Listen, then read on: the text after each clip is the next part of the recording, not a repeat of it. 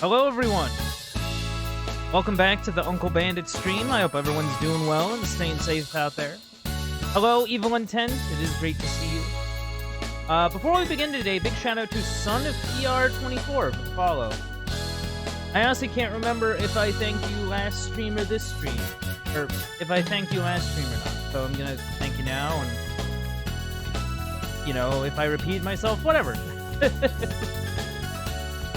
I'm feeling pretty good. Ready for some high-octane litigation action. And I hope you are too. Speaking of repeating myself, today we are starting our playthrough of Phoenix Wright Ace Attorney, Trials and Tribulations, the third game in the Ace Attorney trilogy. I'm super pumped to get to it, and I hope you are too.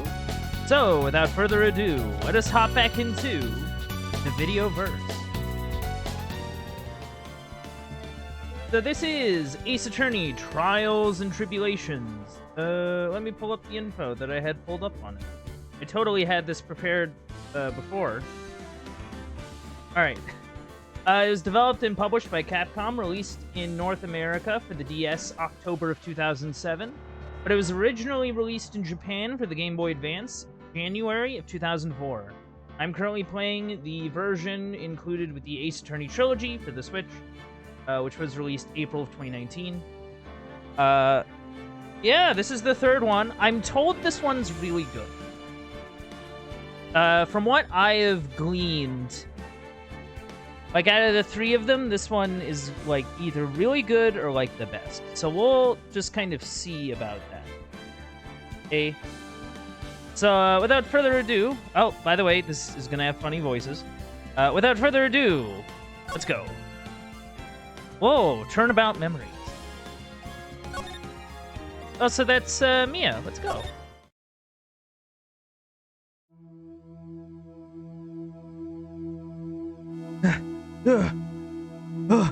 I hate jogging. How to get into this mess? Oh. Why? Why did I do that? Phoenix? That girl. You shouldn't see her anymore. Hey, it's none of your business. I'm telling you for your sake. You continue to see her, it's gonna be bad news. You're lying. Just listen to me. There's something you need to know about that girl. Oh. Stop it! Don't talk to her like that. Don't talk about her like that. Oh. What is that sweater? What is that sweater? It wasn't me. I didn't... Dang it, Phoenix. I didn't do it. Hey, so obsessed with that sweater. Can we buy that sweater? 5 years earlier. Oh. So this is a sort of a flashback, I guess. April 11th. Oh. April 11th, 9:40. Phew. It's finally time. I'm kind of nervous. Oh, Mr. Grossberg. Good morning. Oh, Mia. Please calm yourself down. You're going to get yourself arrested for suspicious behavior, you know. I don't remember how I voiced it. What are you talking about? I'm relaxed, Mr. Grossberg. Look at me. I'm relaxed. Yeah, totally. Let go of my lapels. You obviously haven't got the temperament to be a lawyer. Oh, I'm so sorry. It's just that I'm so nervous today. Oh, that's right. This is your first time in the big leagues, isn't it? Well, never you fear, my dear. I, Marvin Grossberg, am at your service. Actually, this is my second time in court? Still, you surprise me. What with your earnest request last night? Let me handle this case, you suddenly said. Quite forcefully, too. I just found out yesterday. About the case, I mean. What? And you've already learned all the relevant facts? Yeah, totally. Well, about that. You see, I mean, of course I have. I think. Oh dear. In any case, don't let your client see you're so nervous. You see the poor young man in the pink sweater over there? That's our client. Oh, he's masked up. Let's go. Oh. Good morning there, everybody. Good morning. I had to keep smiling, Mia. Oh, so our client's, like, past Phoenix. Okay. I just wanted to say, I'll give it all I got. Yep, it'll be fine, no problem.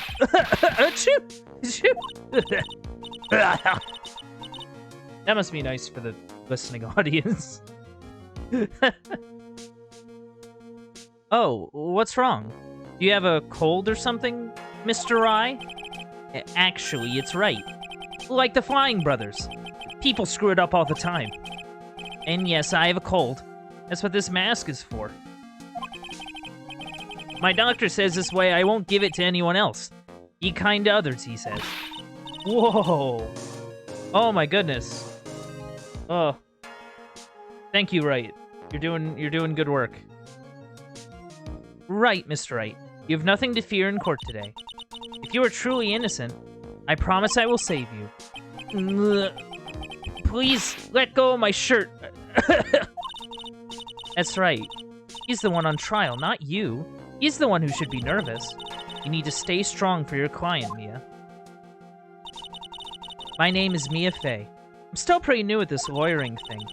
The first time I appeared in court was a year ago. That trial traumatized me so badly I thought I'd never set foot in another courtroom. Huh. Interesting. It's been 1 year since then, and well, here I am again. But this time I'm going to win. For my client, and for myself. Yeah. We're gonna help out... we're gonna help out Phoenix and prevent a time paradox.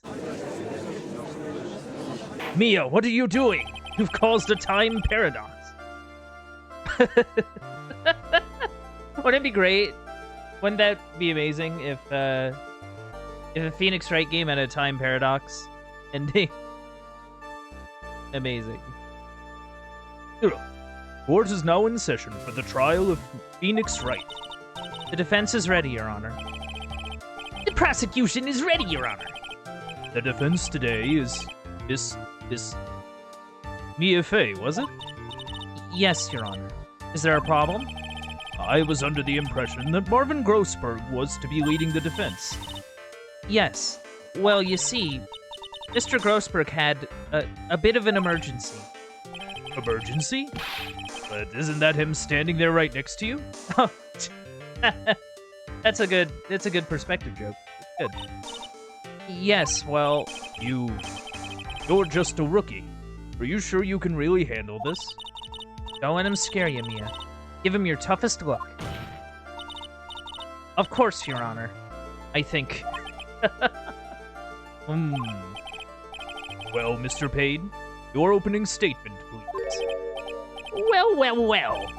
I can't believe a veteran like me has to spend his time babysitting a new defense lawyer. Ugh.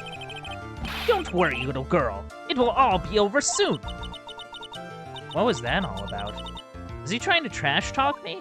Can you imagine lawyers trash talking each other during court? Like, oh yeah, I'm gonna get your client declared guilty so hard. Man. Now then, I would like to proceed with a summary of events on the day in question. The incident occurred on the campus of Ivy University. Ah, yes, Ivy University. Right next to Vine University. Cut that. Anyway. The murder victim was a student named Doug Swallow. Why is his name Doug Swallow? Like, that is a name that you get made of in middle school. Like, straight up. That's unfortunate. He was a fourth-year student studying pharmacology. Sounds like he was a very bright young man.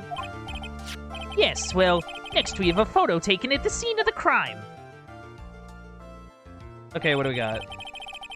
We got an umbrella that looks broken. We have a snapped electrical line. That's weird. Students discovered the scene shortly after the murder. They found the victim's body and the defendant, who had obviously bungled his getaway. Then they called the police. That certainly makes the defendant look very suspicious indeed. Very well. Court accepts this photo into the record as evidence. By the way, can't quite tell the cause of death from this photo. The reputation for sagacity. Sagacity? Sagacity? Sagacity. Is well earned, Your Honor. The truth is that this victim died a rather unusual death. An unusual death? What do you mean, Mr. Payne? Well, perhaps the defense would like to take this question. Huh? A simple question. I thought I might loosen you up a bit. I am a genteel man, if you will. A what now? Stand up to him, Nia. Show him what you're made of. Oh, a perfect opportunity. Well, what was it? The cause. Go on. Oh. Oh, that explains the electrical line. Okay. Because I was wondering about that. That was kind of weird. Cause of death was an actual electric shock. Please say you know at least that much. I'm so sorry. I didn't get a chance to read through the whole file. Ugh. My hemorrhoids are beginning to act up. Now see here. The details of this case are filed under the court record. But you knew that already, didn't you? The court record. I think I can see that by pressing the R button. All of the weapons we need can be found in the court record. Take a good hard look at the data there, and think carefully before you answer, my dear. Yes, sir. I'll do just that. Got to stay calm. I can't let that prosecutor get the better of me. The court record. Okay, let's take a look. Okay, yeah. Now then, would the attorney for the defense please answer the question? What was the cause of death? He was electrocuted. He took a shock to the system. According to the court record, it was a fatal electric shock. In other words, electrocution. Electrocution? But how could such a thing happen? The murderer used some type of new, super powerful stun gun, perhaps? The answer to that will become crystal clear as this trial proceeds, Your Honor. But before that, there is one more vital issue. What's that? Why, motive, of course. Apparently, there was some bad blood between the victim and the defendant. Bad blood? What do you mean? Oopsie. Oh, I'm terribly sorry. You're the defense attorney, so you must know all about it. I shouldn't be stealing your spotlight like this. I really don't like this guy's smug attitude. Yeah, it'll make it more satisfying when we destroy him. That's Winston Payne for you. He's one smooth operator, if you catch my drift. They don't call him the rookie killer for nothing, you know. They don't call him the rookie killer for nothing, you know. Barry. Anyway, Now then, let's hear from the defense. What was the source of the bad blood between the victim and the defendant? Let me guess, I have to check profiles. Third-year art student. Pharmacology. Oh, okay. There was a lady involved. Hold on, how did he... Here's a question. How did Phoenix Wright turn around being a third-year art student into being a lawyer? Did he, like... Is this like a bit of a retcon of, like, Phoenix Wright right now? Where it's like... Because, like, he said he always wanted to be a lawyer, so I figured he'd go into school to be a lawyer. Or at least he'd, like, study, like, philosophy or law or something, and then... maybe it doesn't matter. And this time, I would like to see some supporting evidence. Evidence? Oh, no need to get all worked up over this. As I said, all our weapons can be found in the court record. Find the evidence you need and then shove it in old Greybeard's face. Yes, sir. Into old Greybeard's face. Mr. Grossberg, try to set a better example for the young lady. Yeah, the evidence is the only thing in the court record. People's profiles are as well. You can toggle between the profiles and evidence with that button, so go over it all. Now, let's see what you've got. What was the cause of the bad blood between Phoenix Wright and the victim? The lady. Take that. The reason for the bad blood between the two of them was this woman here. Dahlia Hawthorne, is it? Very good, Miss Fay. You seem to have picked up on at least this much. This woman is the girlfriend of the defendant, Phoenix Wright. But up until about 8 months ago, she was with the victim, Mr. Swallow. Clearly, she has some part to play in this story. He's done it again. Before the cross-examination starts, he's already got the judge thinking like he wants. Very well, Mr. Payne. Please call your first witness. If it pleases the court, the prosecution would like to call Mr. Phoenix Wright. What?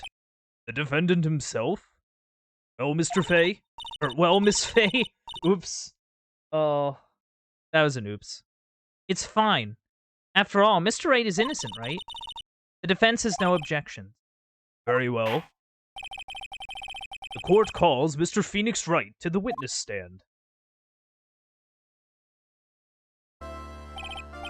Witness, please state your name and occupation. Oh, yes. My name is Phoenix Wright. My job is, well, right now, I guess I'm a suspect. No. He means what you did. He means what did you do before you were arrested? Oh, achoo! I was a university student. Mr. Wright, you understand that you are suspected in the death of your fellow student, Doug Swallow, but I didn't do it. I'm innocent, I tell you. I'm telling you, I was... Achoo! Will the defendant please refrain from passing on his cold to the rest of us? It seems the witness has something he wants to say. Very well, Mr. Wright. Please tell us about your relation to the victim. Right away, Your Honor. Whoa. Alright, don't screw this up, Phoenix. I admit I was there, but I'm not a killer. All I did was find his body. I hardly knew the guy to begin with. Well, that's a lie. I never even talked to that stuck-up British wannabe. I see. So you hardly knew the victim? Right. Like I said, I'm not a killer. Phew. It looks like the judge understands. You're being naive, you know. Too naive. Huh? It seems that you've forgotten one small thing, young lady. And that would be...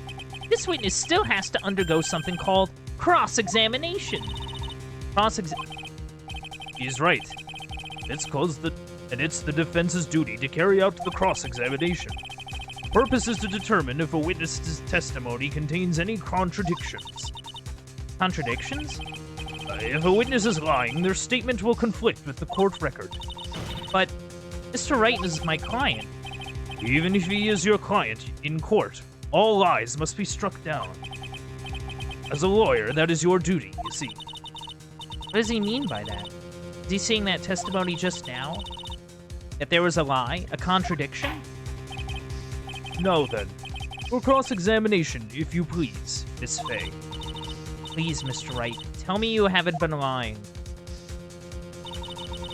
You wouldn't do that to me, would you? Alright, let's go in on... Okay. I mean, that's not true.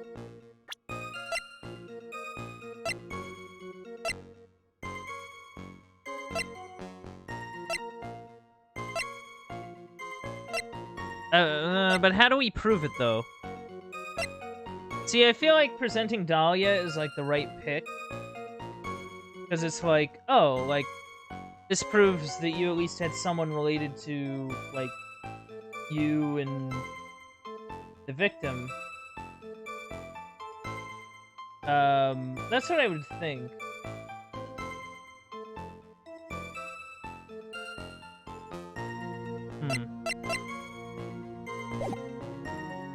But see, just because that's the link doesn't mean they actually know each other. You know what I mean?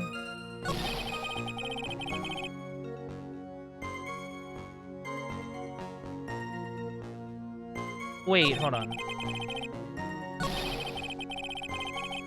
So how do you know he's British? Like, if you don't know the guy, how do you... Like, if you've never met this guy... Mr. Wright, you stated the following in your testimony. I hardly knew the guy to begin with. That's right. I mean, why would I even... But that doesn't sound right. If you hardly knew him, then why would you say that the victim was a stuck-up British wannabe?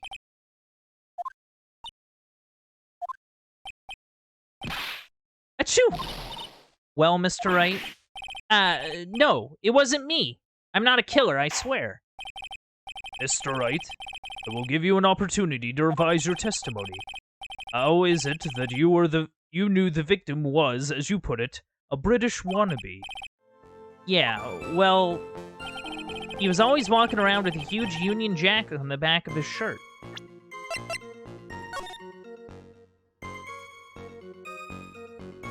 But there is no Union Jack. Like, I'm looking at it.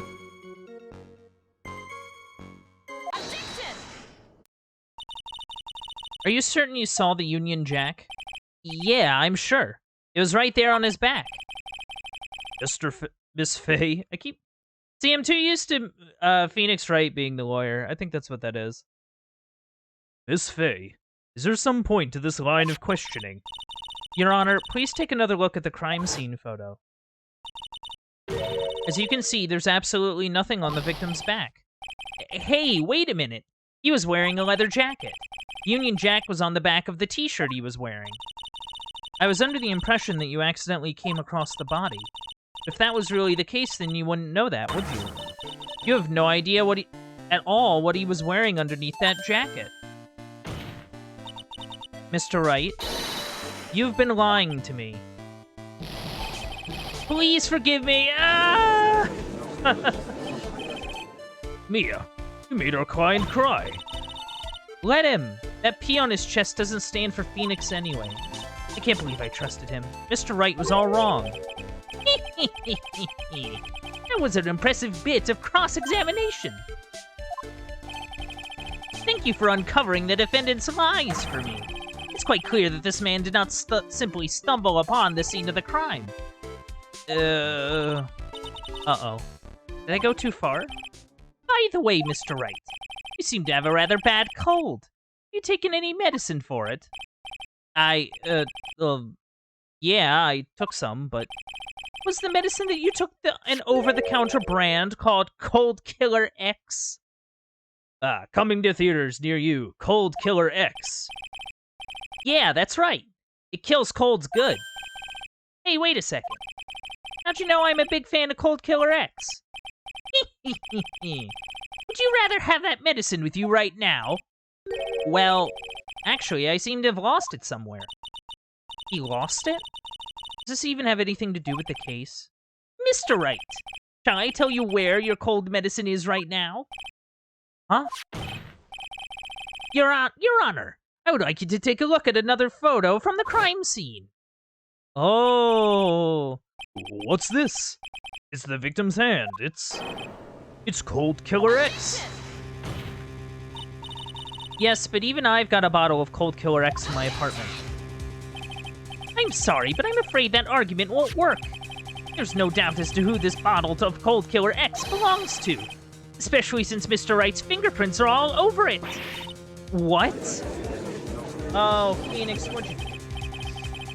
Sensing his murderous intent, Mr. Swallow must have picked up the bottle of medicine, dropped by Mr. Wright, and hid it in his hand. His purpose in doing so can only have been to identify his killer as Phoenix Wright. I think it's more that it might have been planted, if anything.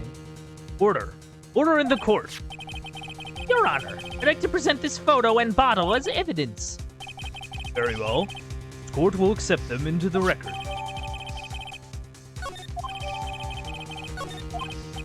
Also, the victim's wristwatch was broken. Broken? Yes, it ceased functioning when a large wave of electricity passed through it. Well, Mr. Wright, you have some kind of explanation for all of this. This is really bad. Oh, my buttocks. My poor, poor hemorrhoids. That's a little TMI, Grossberg. I don't want to know about your hemorrhoids. I don't know you that well. The truth is, I went because he called me. He was in the Pharmacology Department, so we agreed to meet at 2:45 behind that building. We talked for a bit, and then around 3 o'clock we split up. Then later, when I went back, I found him lying there. I'd been taking Cold Killer X for the last 2 or 3 days, but I lost my bottle of it around lunchtime on the day of the accident. Mr. Wright, that's completely different from the testimony you gave previously. Achoo-choo-choo! I'm sorry, Your Honor. I was afraid you wouldn't believe the truth. You'll forgive me if I say I hardly find your current testimony any more credible. Miss Fay, please begin your cross-examination. Oh, please, Mr. Wright. Don't tell any more lies.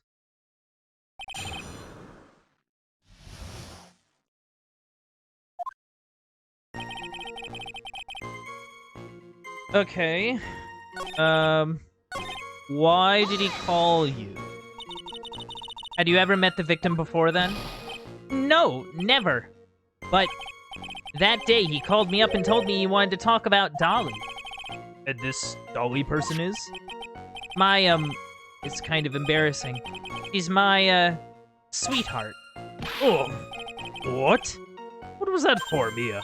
Oh, I'm so sorry. I just felt like slapping something all of a sudden. Oh man. Talia Hawthorne was also the lover of the murder victim Doug Swallow. Before she met Mr. Wright, that is. So it was one of those nasty love triangles, I see. Okay, agreed to meet at 2:45, talked for a bit, and then around 3 we split up. Like, what'd you go and do? So what was it you were talking about? You know, that maybe we should hang out again sometime. Hang out again sometime? I wish that were true.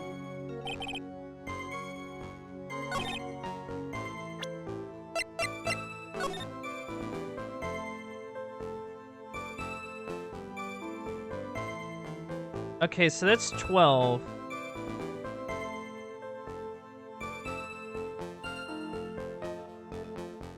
That's like 310?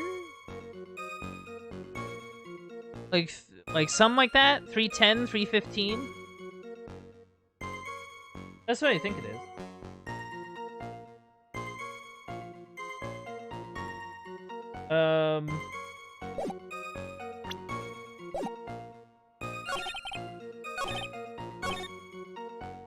But I'm not really sure.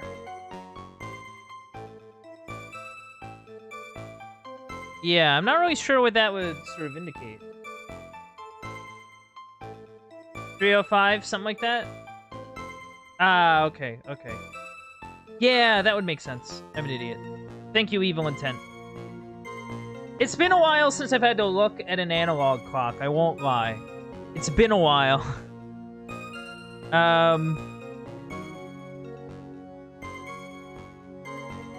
See, I'm still not sure why. Was it Mr. Swallow who indicated you should meet at 2:45? Yeah, and we were both there right on time. You said that the victim was in the Pharmacology Department, correct? Yeah, he was studying how to manufacture and improve pharmaceuticals. Everyone called him the Alchemist of IVU. An alchemist? I see. I gotta admit, I was a little suspicious. He had a whole laboratory and everything. It was filled with chemicals and strange machines that run on high-voltage electricity. Oh, fascinating. It sounds like he was quite an ambitious young man. What do I do? Maybe I should ask him for some more details? The high voltage machines kind of stick out to me, I won't lie. I was wondering if you could tell us a bit more about the Pharmacology Department. Well, okay, sure. I don't know all that much, though. A little bit earlier in your testimony, you said something interesting. You said the department uses strange machines that run on high voltage electricity. That's right. And these sure look dangerous. They use non-standard voltages, so there are high voltage cables everywhere. High voltage cables? For a pharmacology department? Well, I guess... Admittedly, I do not have much familiarity with pharmacology, but that seems weird. Maybe that's just me. Yeah, there were electrical poles set up all around the building. The high voltage cables run overhead around the roof.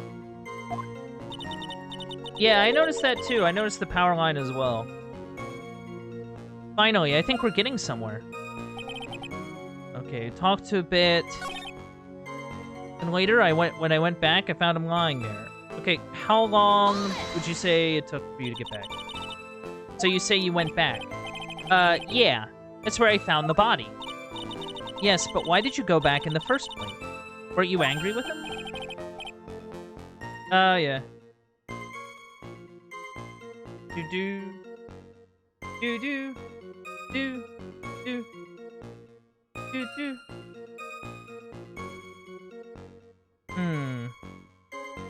Yeah, I'm just trying to figure this out. Welcome back.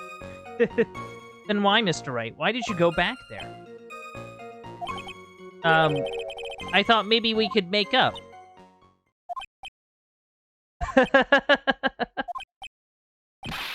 Achoo! Achoo!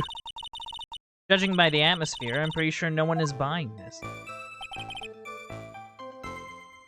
Okay, cool. So you lost your bottle of drugs.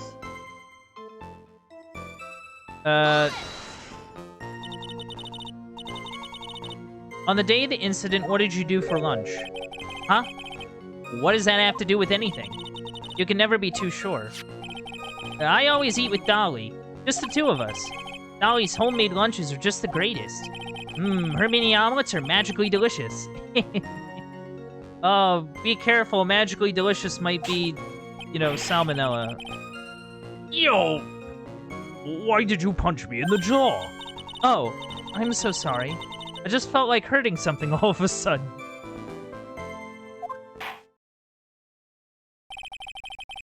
I think that's enough for now. So the defendant and the victim met at approximately the time of his death.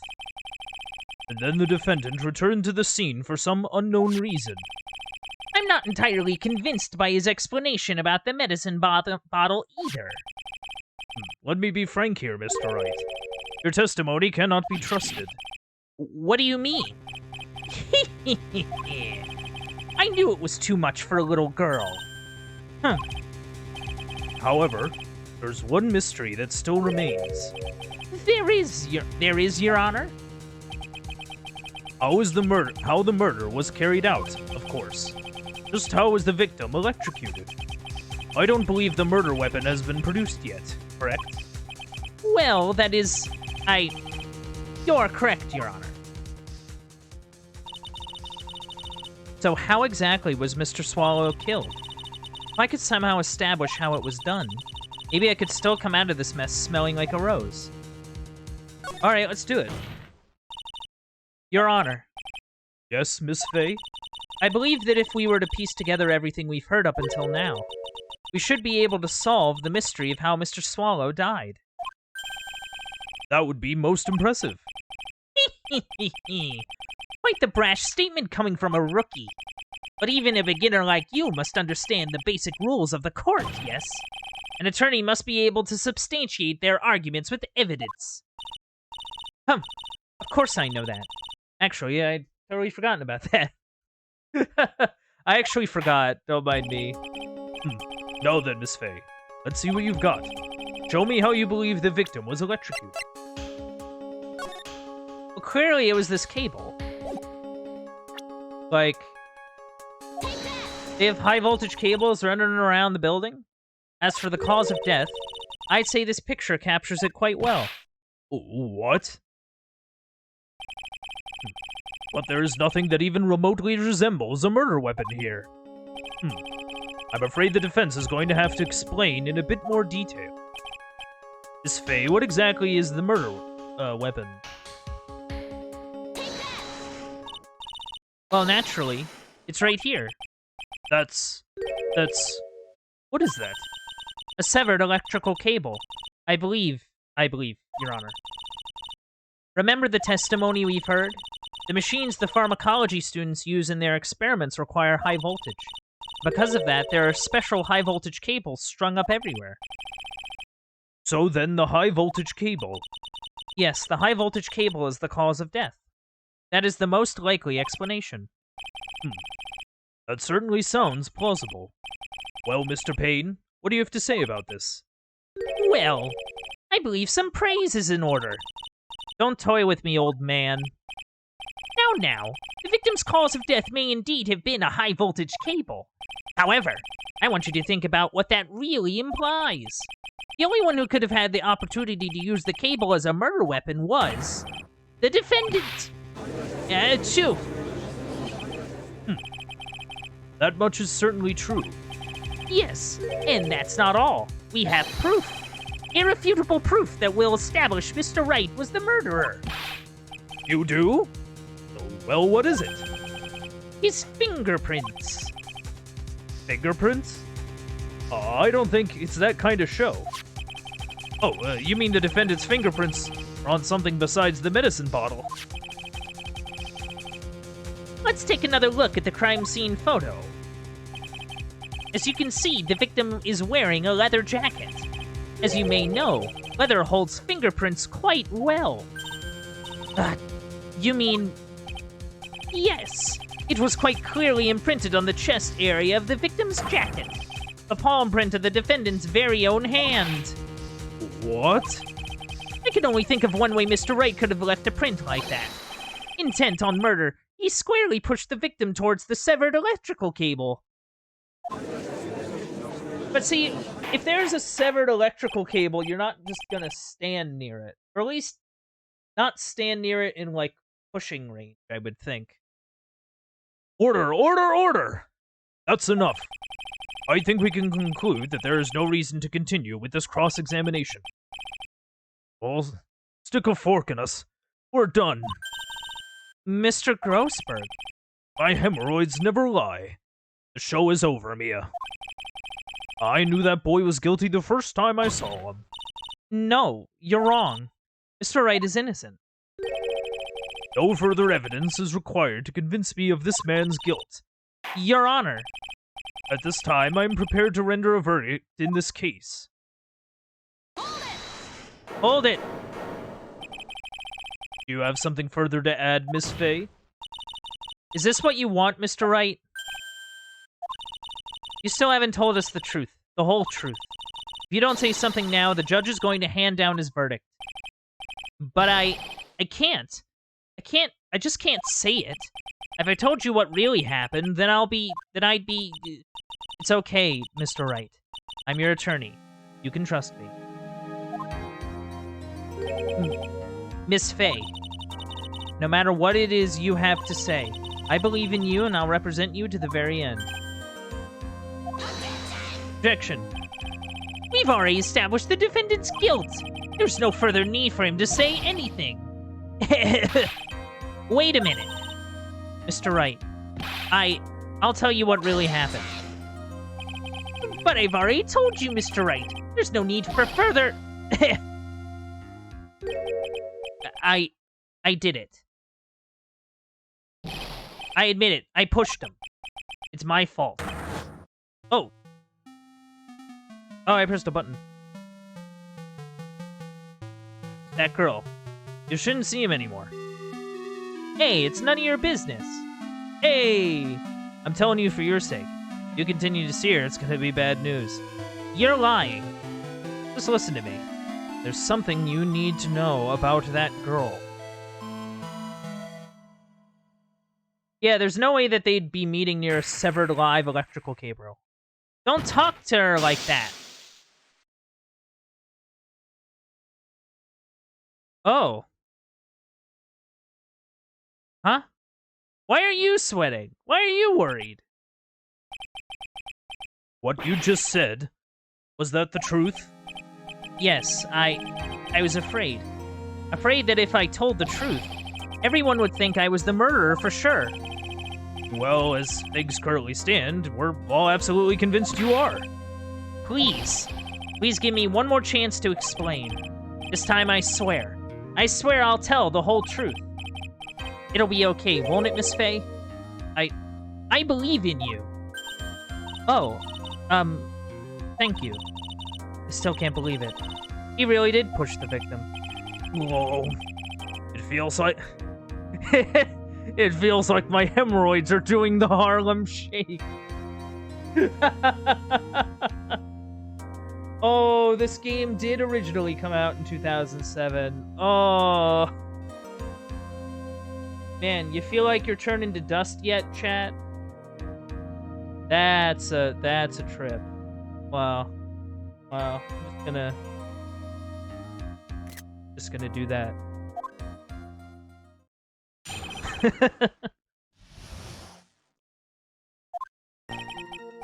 That guy.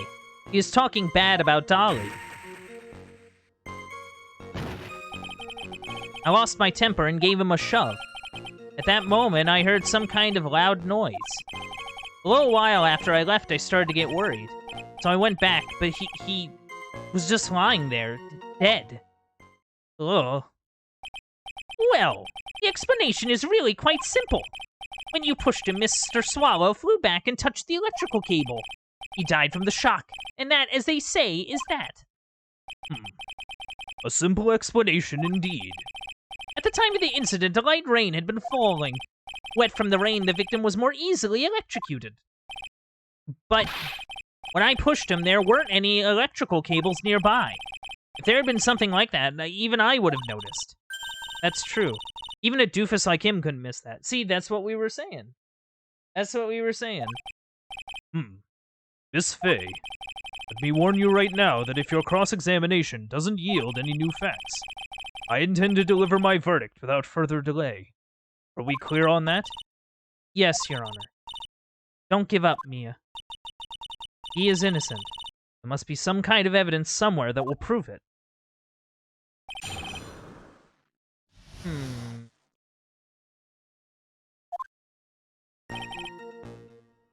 Talking bad, okay, talking shit about your girl, got angry, I feel that. Okay, yeah. Okay, describe the loud noise, please. Loud noise? And what would you say that loud noise was, Mr. Wright? I'm not sure, but it was really loud. It was like, snap. You know, come to think of it, I wonder what that was. Clearly, Your Honor. It was the sound of the victim being electrocuted. Well, that's not right.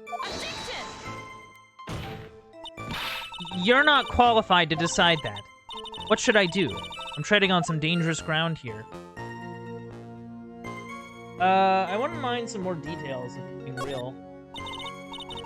Mr. Wright, that loud noise you heard may be extremely important. So try to remember what it was.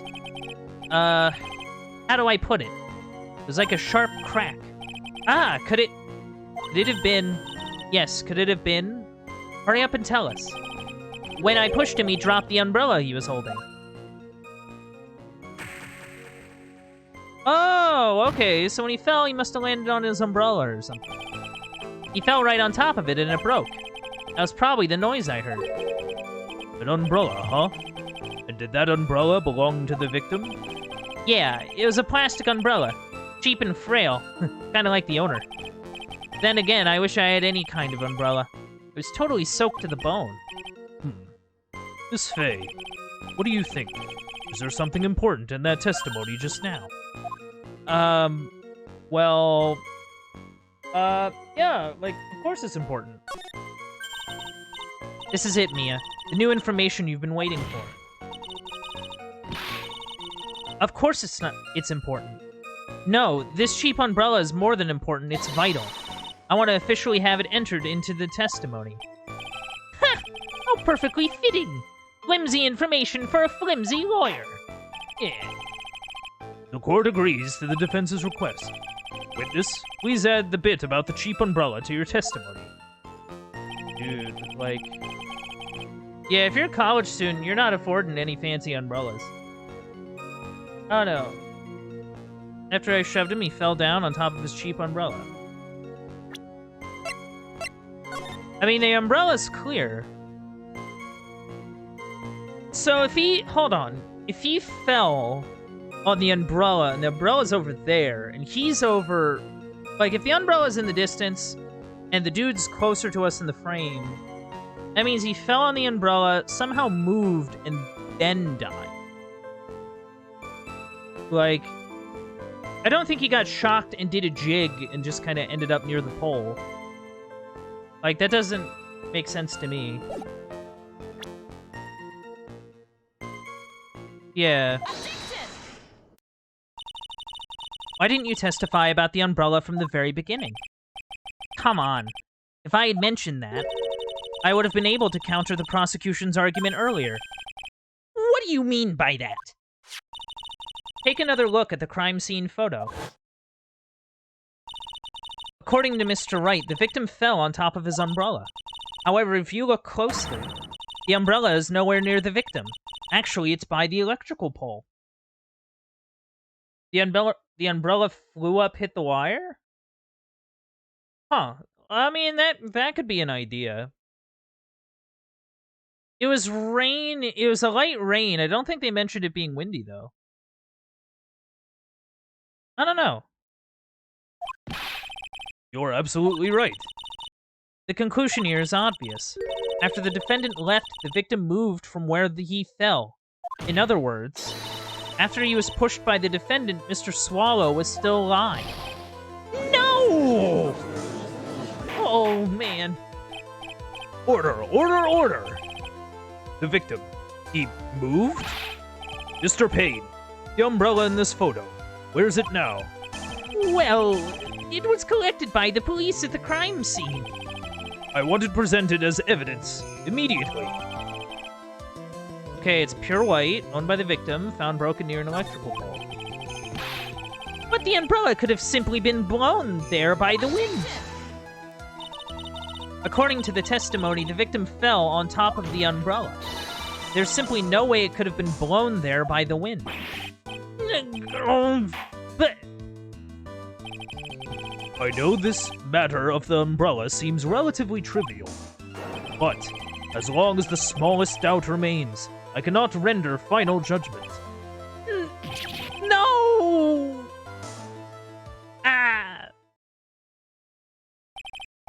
I must say, I still find it hard to believe that a huge hole has been blown in the prosecution's case by the defendant's testimony. Oh, okay. Well, we're gonna get a copy of it. Well done, Mia.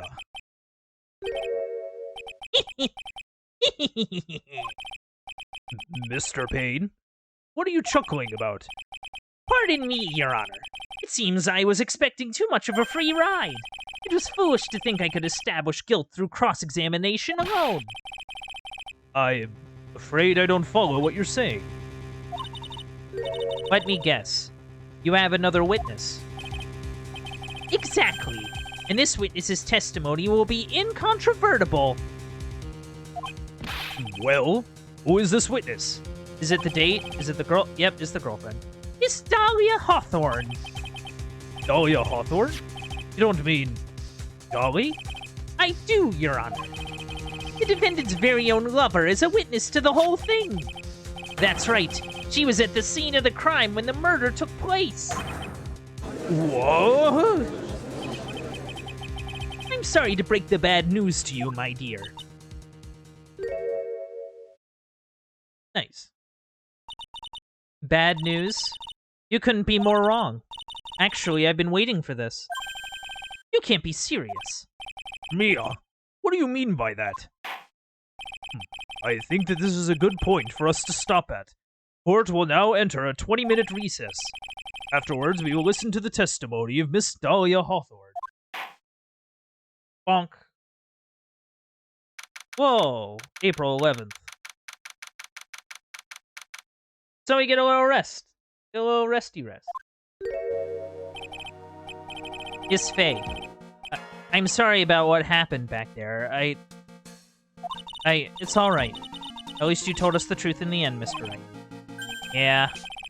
I guess I can start to relax then, huh? Relax, my boy? You can't be serious. After hiding such important facts. But the next witness is my Dolly, right? She'll save me.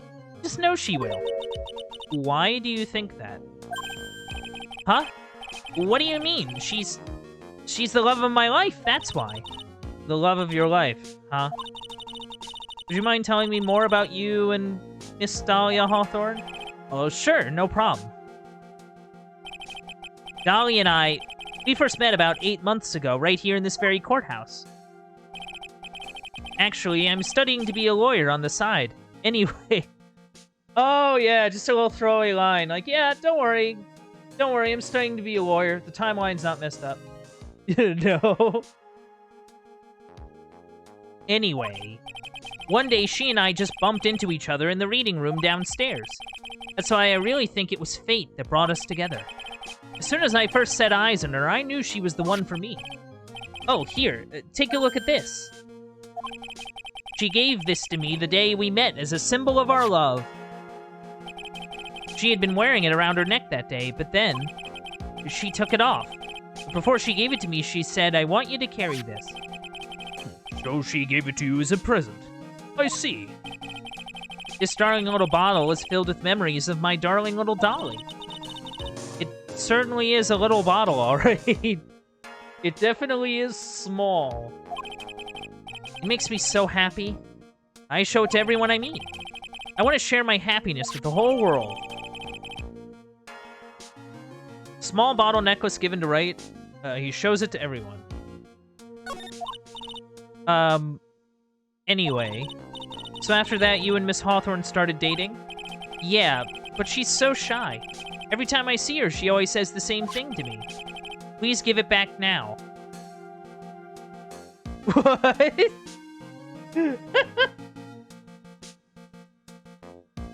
What?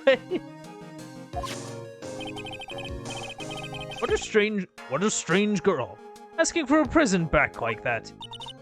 By the way, Mr. Wright, the day you first met Dahlia Hawthorne 8 months ago, it wouldn't happen to have been on August 27th, would it?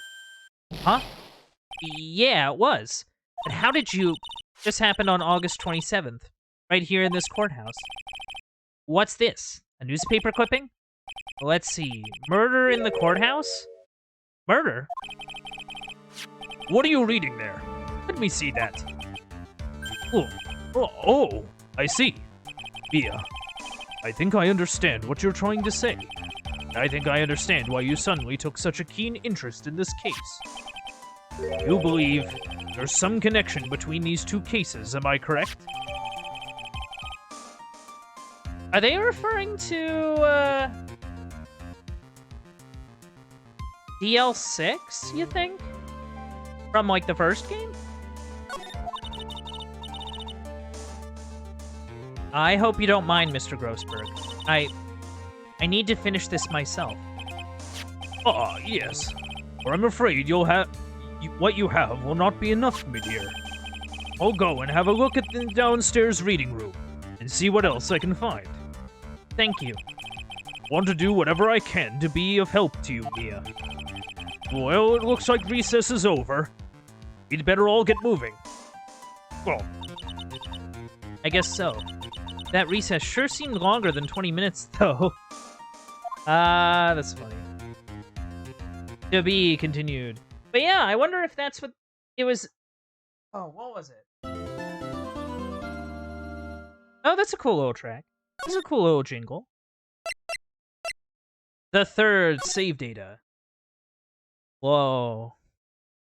Gonna take a drink now. Yeah, I wonder if that's like DL6 or like the red-white stuff from like the first game. Because remember, that's what she got murdered over, essentially.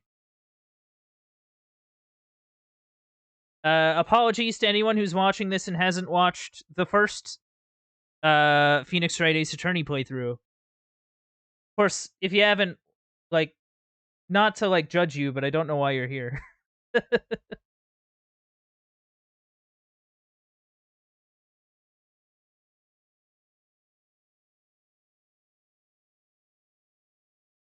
Man. Alright. Onward and upward.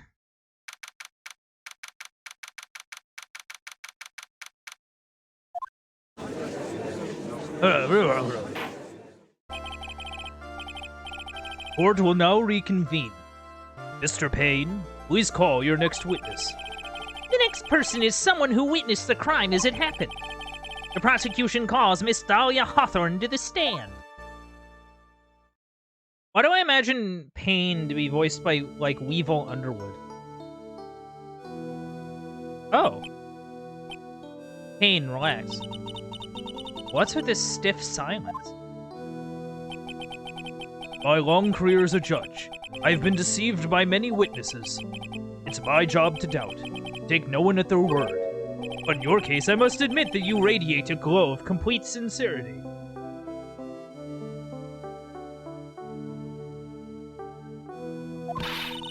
I can't believe he actually said that. The dang old coot. Now then, witness, would you please state your full name?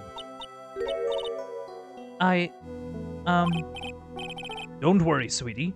There's no need to be nervous. If anyone says anything rude, you can be sure I'll cut them right down to size. I will bash them with my gavel. I love how they look straight at me when they say that. Hey, leave me alone. Thank you for calming my nerves. You're all so nice. I almost feel right at home. Not at all. Oh, it was nothing. If we may move on now, what is your full name and occupation? My name is Dahlia Hawthorne. I'm a junior in literature at Ivy University.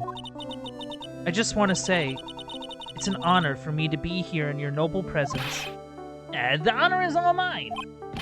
No, the honor is all mine. Well, we know whose milkshake brings all the boys to the yard.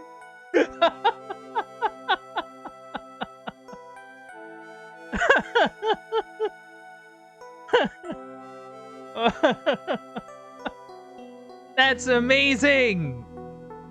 Man, that to the collection. That's awesome. That's actually really awesome. That was really good.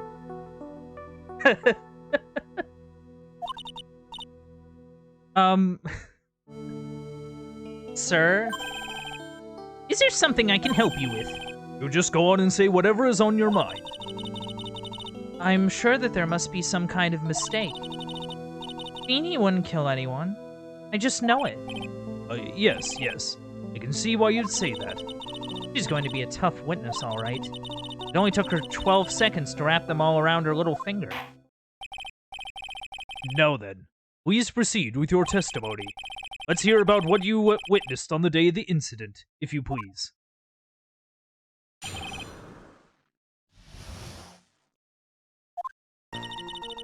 I had been planning to go back to Feeny's place after class was over. Feeny and Dougie, they were talking behind the building. Then, suddenly, Dougie got all wobbly and just collapsed. Well, that ain't right. That's when Feeny noticed that I was there. I went to go and find some other students, and they called the authorities. I don't know what to say. According to you, Miss Hawthorne, the defendant didn't do anything wrong. Young lady, as old as I am, even I recall how hot the flames of young passion can burn. Nevertheless, it is my job to discover the truth. Please tell us the truth. But I would never. Hold it. That's more than enough, witness. I won't allow this to continue. What do you mean by that? Please, just let me proceed with my cross-examination, Your Honor. I, for one, don't plan to win my case on a bunch of paper-thin lies. Teehee. You haven't changed a bit, Mia Fey. Wait, do you know her? What's this? So you two are acquainted? Yes. We met before. Once. Oh. So it's not the red, white, and blue stuff? Or is this something completely different? Or maybe it's for oh.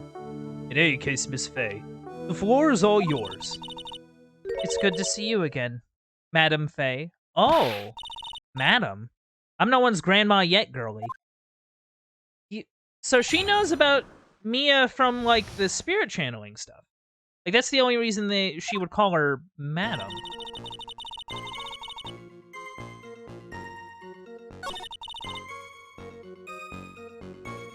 Okay. But see, that contradicts Phoenix's statement. Also, what's this clipping about? Oh, okay. It's the cafeteria female college student.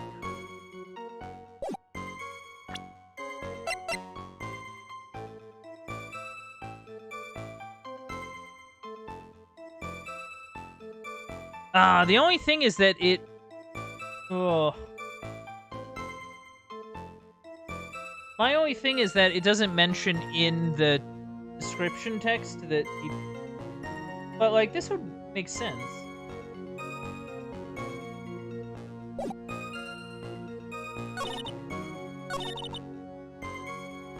At the same time, though, it doesn't describe the push, so it's like... But this is weird, though. Like, this is the weird thing that sticks out to me. A, if I press... Are you saying that the victim just collapsed on his own? Yes. In other words, the defendant never touched the victim, is that right? I was watching the whole time. Beanie never did a thing to Dougie. If I press her for no good reason, I just know the judge will get angry with me. So what should I do about her testimony just now? Well, I think there's a contradiction here. Phoebe, lies are not very becoming, Miss Hawthorne. Or, feeble lies are not very becoming, Miss Hawthorne. So let's drop them, shall we? What? I would never... Miss Fey, I will not allow you to badger this witness. I believe the defense is engaged in a fishing expedition. That is, she has no supporting, Please don't glare at me like that. I'm just doing my job. Oh my god. Mia Fey glared him into submission. Amazing. Who needs a whip when you have a deadly glare? Now then, Miss Hawthorne. The defendant's palm print was found on Mr. Swallow's leather jacket. It has already been shown that Mr. Wright did, in fact, push the victim. What? There's no need to try to cover for the defendant. It would be much better if you came out and told us the whole truth. There's nothing to worry about, young lady. Just tell us everything that you saw. Yes, Your Honor. I will. If you don't mind, I'd like to revise my testimony. Looks like we're finally getting somewhere. So you didn't actually see the moment that he pushed him? It didn't look like they were fighting, and they didn't hear anything unusual either. Huh.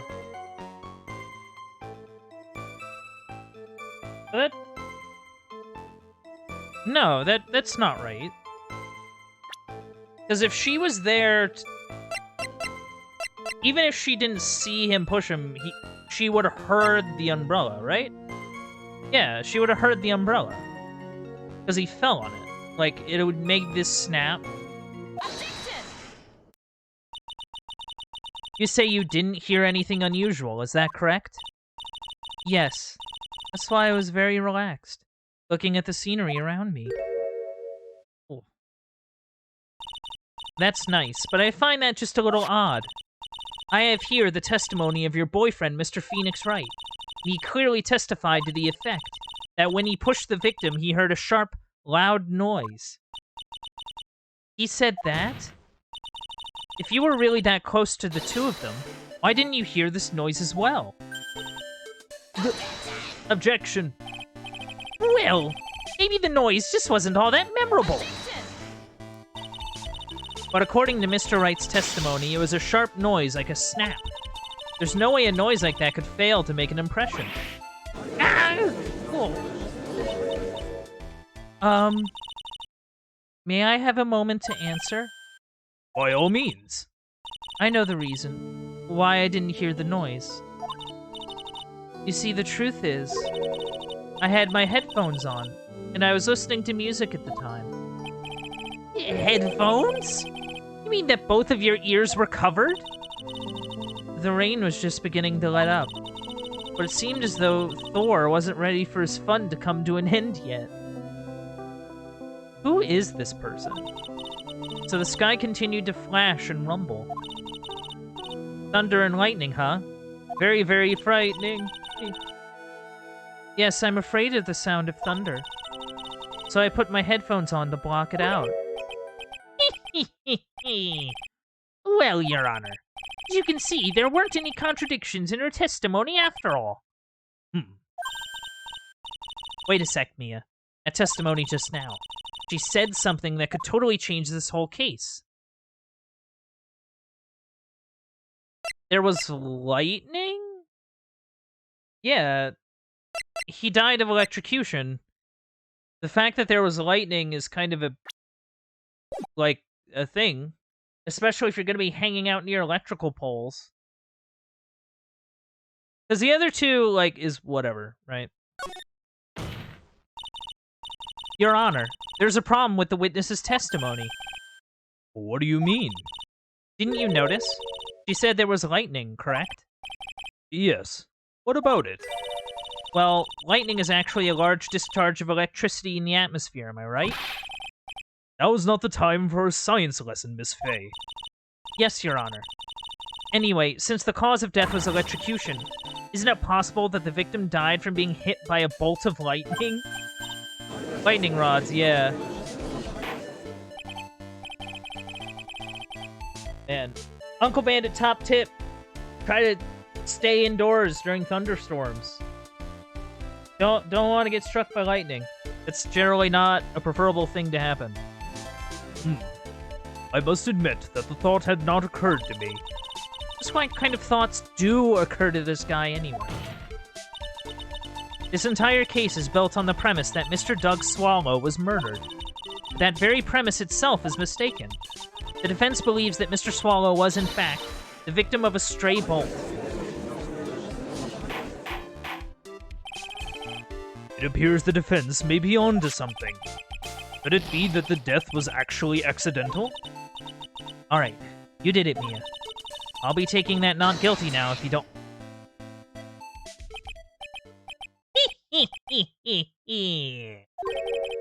I've heard that you have such a low opinion of me, Miss Fay.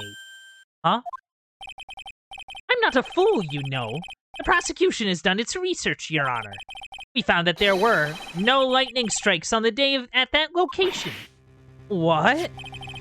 What's more, we have evidence that the electrical cable is definitely linked to this case. Evidence, Mr. Payne? Well, what is the evidence? This affidavit. And who is this affidavit from? The pharmacology students who were conducting experiments in their labs that day. Allow me to read out to the court the testimony of the pharmacology students.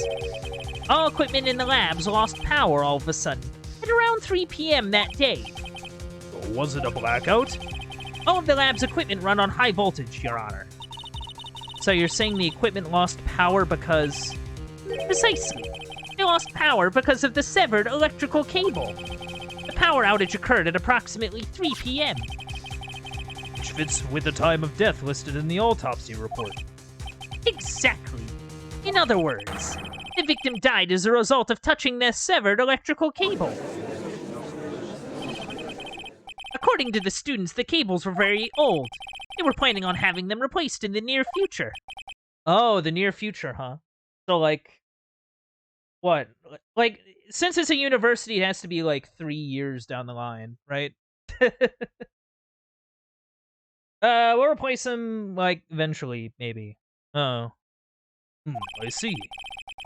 Apparently, the cables had become so brittle that even the smallest bump would have caused them to break.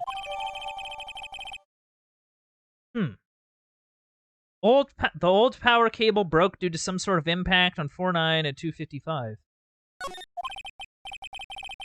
However, there is one thing that troubles me.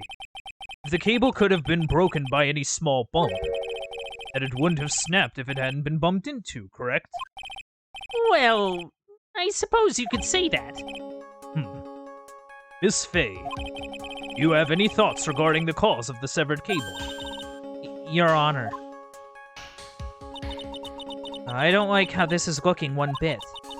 I have to come up with something to try and regain some momentum. If it pleases the court, the defense would like to state its opinion.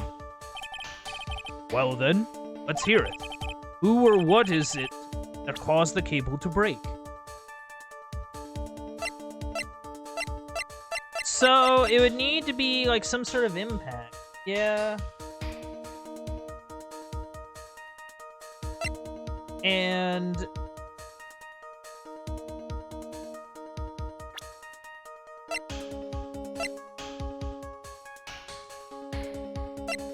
see, oh.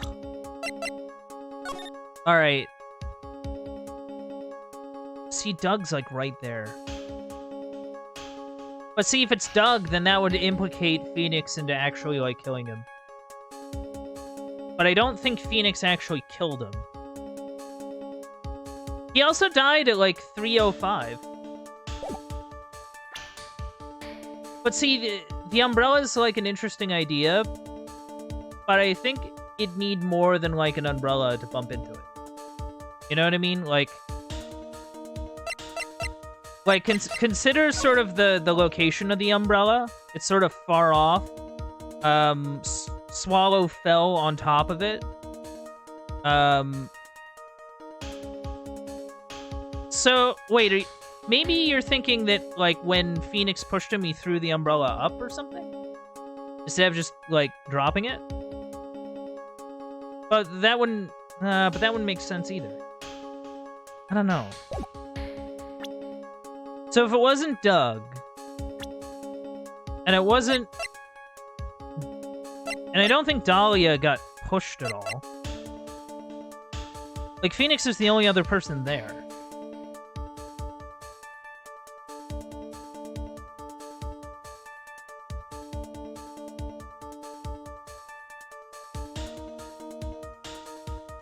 I'm gonna try it.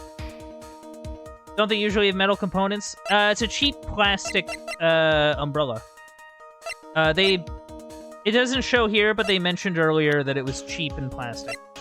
You know, like university student stuff.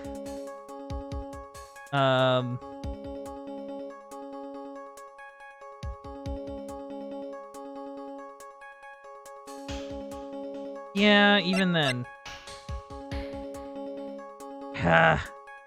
See, because my only thing is that an umbrella is not enough to sort of knock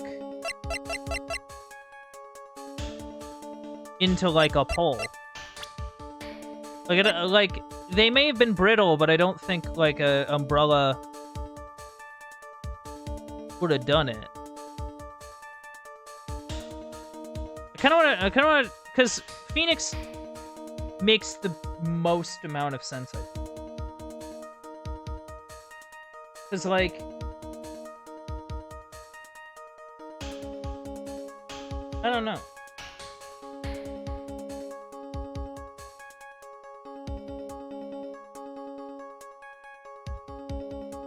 I kind of want to try it just to see what it is.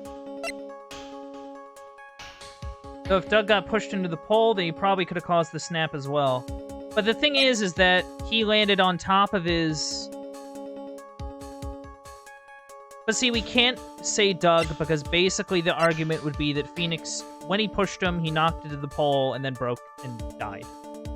So we can't say that it's Doug. I mean, Dahlia, I don't know what her deal is. I don't think she, like, got knocked up against a pole. I think she would have mentioned that.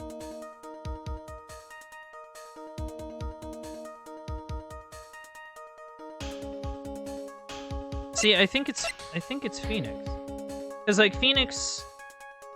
Like, if we look at this, right? If we look at this... The snap is about... sort of close to us. If Phoenix pushed him, he would have fell on his umbrella.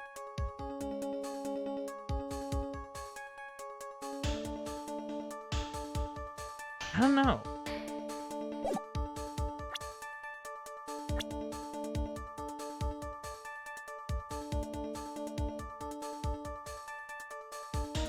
See, I'm more convinced that a person did it than, like, some umbrella. That's my only thing.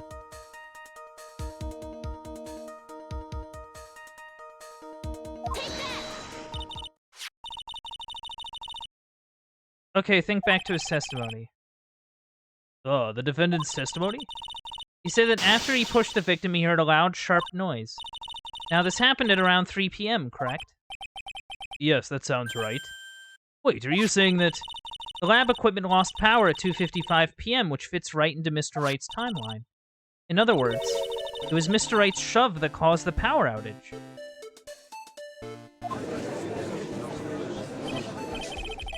Yes, the prosecution also came to that same conclusion. And it was that very shove that caused Mr. Swallow to be electrocuted. I'm afraid I can't agree with you there, Mr. Payne. What's that supposed to mean? Take a good look at where the victim landed after being shoved. See the umbrella? It's by the electrical pole. That's right. The victim banged into that pole as a result of being pushed. It was that impact that caused the cable to break.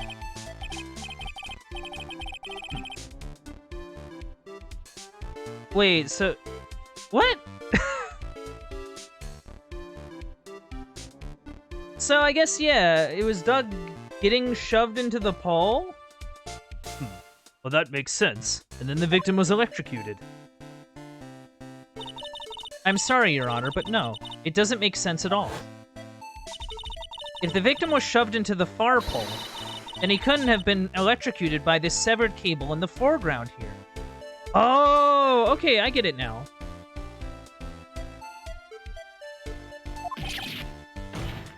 Yeah, in other words, someone other than my client must have electrocuted the victim. Oh, so he got... Okay. So what we were doing is we were fixating on one pole when we should have been fixating on two of them. Because basically he could have got pushed up at a different pole. Like the pole sort of in the background there. That could have caused the cable to break, and then he died. So I think that might be the idea. Okay. Order in the court. Ah, the lamentations of my enemy. How I've longed to hear them. That's pretty hardcore, Mia. Jeez. It's true. The defense is absolutely correct. There doesn't seem to be any way the defendant could have done... Mr. Judge, sir? May I say something? The Madam Attorney's explanation. She said some things that are a little different than I remember them. What the... What the heck? Please, just once more. May I please testify one last time? Please, Mr. Judge? Oh, of course it's all right. Just go right ahead and give your new testimony. This is it. She's finally starting to show her true colors.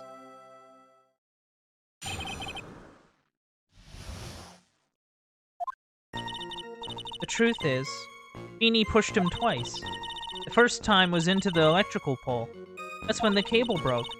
Then Dougie tried his best to run away from him, but Feeny caught up and crashed into him from behind. The cable snapping and Dougie being electrocuted. It all occurred in less than a minute. What? So after being shoved, victim got up and tried to run away. And that is when the defendant pushed him for the second time. I'm so sorry, Feeny, but I just have to tell the truth. Ugh. Am I doing the right thing? Am I doing the right thing? Am I, Mr. Judge? Of course you are, my dear. Painful as it may seem, you are. Now then, Miss Fay, you may proceed with your cross-examination.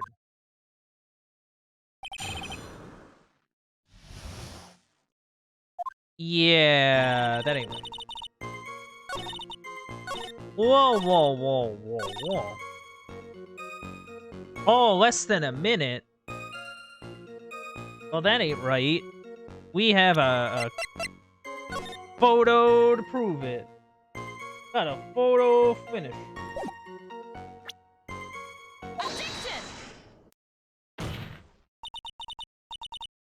That's enough, witness. I'm afraid I don't understand. You will in a minute. Could you please take a look at this picture? Oh, that medicine. That's the one Feeny likes to take for his colds. It's not the medicine I want you to look at. It's the wristwatch. It stopped at the precise time the victim was electrocuted. In other words, 3:05 p.m. Hey, Intent, you were right. It was 3:05. Man. Yes. And your point is, Miss Fay? My point is this. What time was it when the lab suffered that power outage due to the cable snapping? Well, according to the student's testimony, the answer is clear. It was 2:55 p.m. Yow! Would you care to explain to the court, Miss Dahlia Hawthorne, what exactly happened during this 10-minute interval? The defense proposes that it was during this interval that the real murderer killed Mr. Doug Swallow. Talk about a tough pill to swallow. This is nonsense. The real murderer... Even you can't deny that the time between the cable breaking and the electrocution are completely unaccounted for. Then who was it? Who else are you saying could have done it? There's only one person who could have murdered Mr. Swallow. Only after my client had left the scene was there a window of opportunity for the real killer. Miss Fay, is the defense ready to indict someone as this real killer? It's finally time. This is the moment I've been waiting for. Yes, Your Honor. We are ready. Very well. But remember, if you accuse the wrong person, you will be penalized. Think very carefully before you speak, Miss Fay.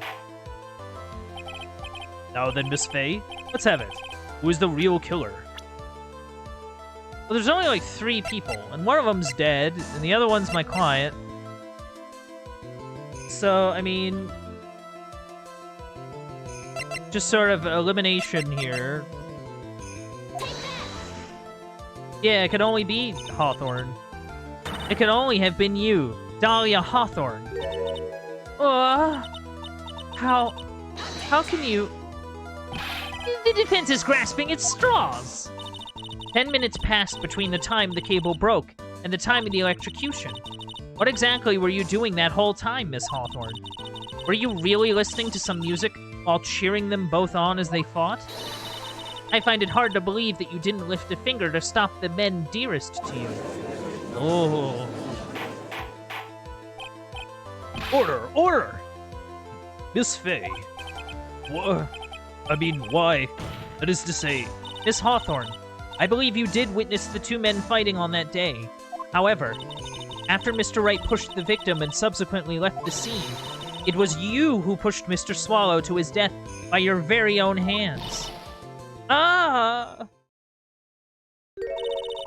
How can you say something so mean, Madam Fay?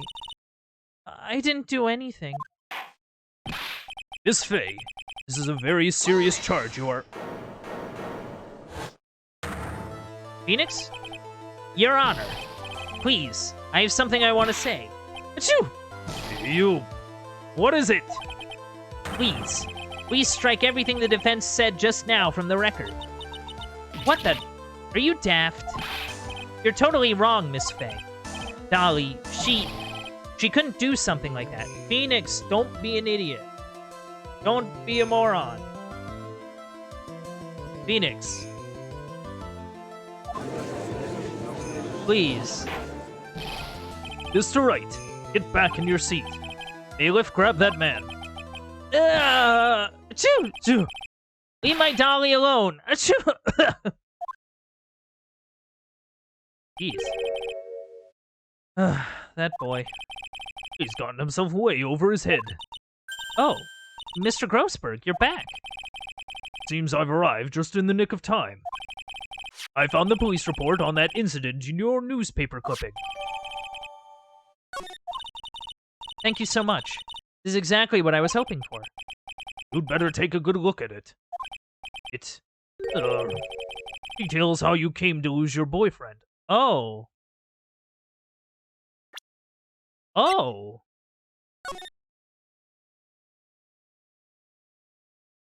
Oh. Oh.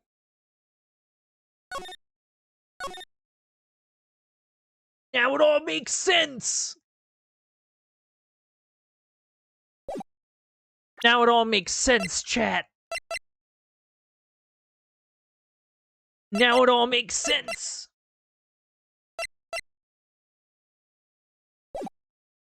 Oh, let's go. Now then, the defense has made a very serious acquisition. Mr. Payne, what do you have to say about this? Well, really, Your Honor, May I interrupt you for just a moment, Mr. Prosecutor? Oh, don't worry, my dear. I have this situation well in hand.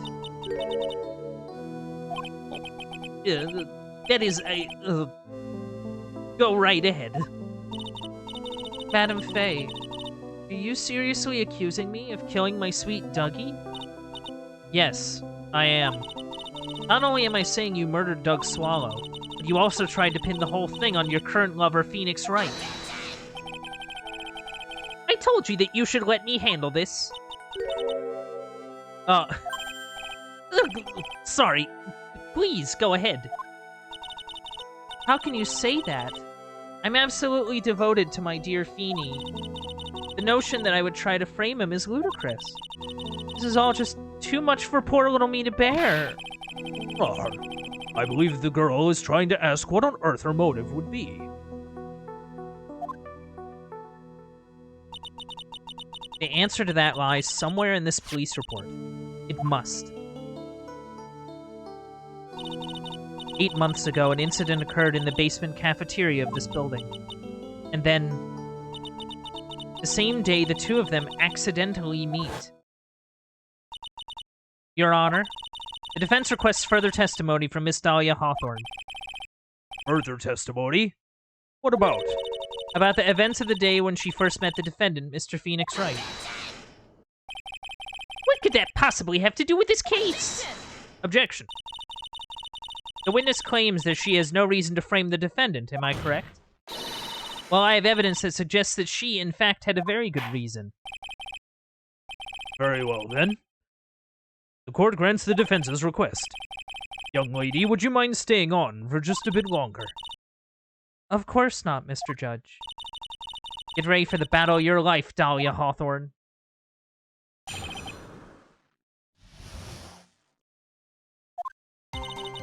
I first met my darling Feeny 8 months ago. It's like we were destined to meet in this very courthouse's basement reading room. The moment our eyes met, my heart skipped a beat. We've been going out ever since that fateful day. We're so lovey-wovey, we literally make people sick. Just jealousy, I think. No, that's just being obnoxious. I can assure you. Mr. Wright, do that again and you'll be held in contempt of court. Now we enter the final act of our little drama. As we used to say in the days of my youth, go Get her.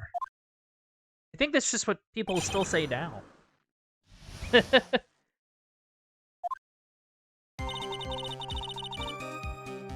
8 months ago. So, like, what were you even doing now? Like, that's my thing. Like, you don't just sort of wander in there. The courthouse reading room? That's a strange place to meet the love of your life. But that's not true, Madam Faye. After all, Feeny was not only an art student, he was also planning on becoming a lawyer. I'm not talking about him. I'm talking about you, Miss Hawthorne. What was a literature student like you doing in a courthouse reading room? This line of questioning is a waste of time. It has nothing to do with our murder case. Miss Faye, I'm warning you. This has nothing to do with Mr. Swallow's case. I just have to remember the judge is on Dahlia's side. Better tread carefully. I want to keep pressing. Because it's weird. Like, you don't just sort of wander down there. You know what I mean? Your Honor, if you'll allow me some latitude, I think I can establish relevance. Please ask her to continue on with her testimony. Very well. Young lady, I've got a simple question for you. What were you doing downstairs in the courthouse reading room?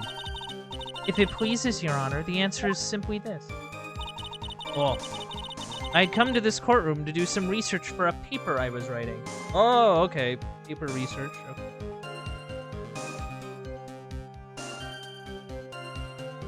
That's... okay. Yo, what up? Diggs, how you doing? How have you been? I hope you're doing well, staying safe out there. Man.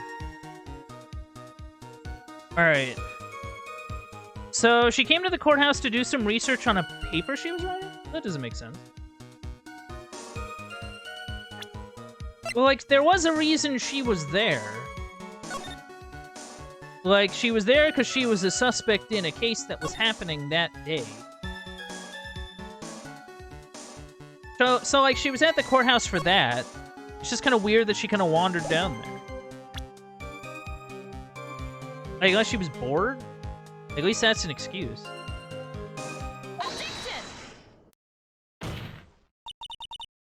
Miss Hawthorne, you weren't here because of your research paper, were you? Did you actually come here for a much more important reason? What is the meaning of that cocky smile on your face, Miss Faye?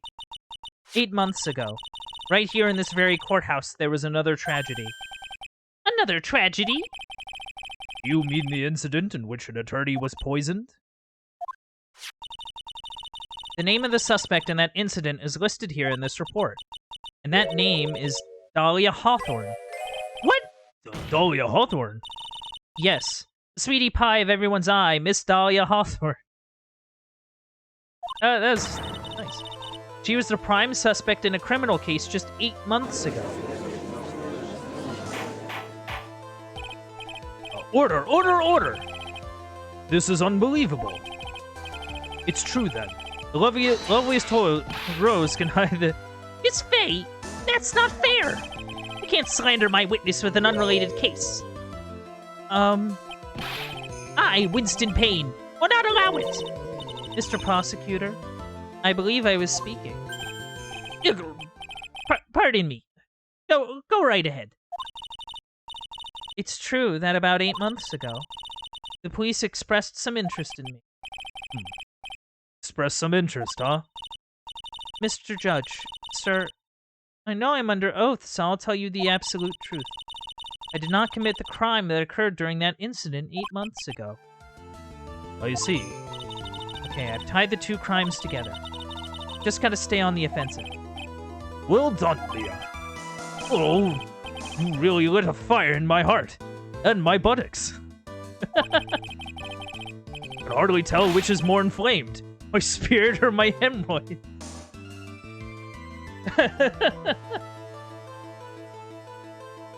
Grossberg, I don't want to hear about your hemorrhoid. That's a little TMI, my man. Like, I understand if you have issues, you don't have to, like, go that hard in the paint over hemorrhoids.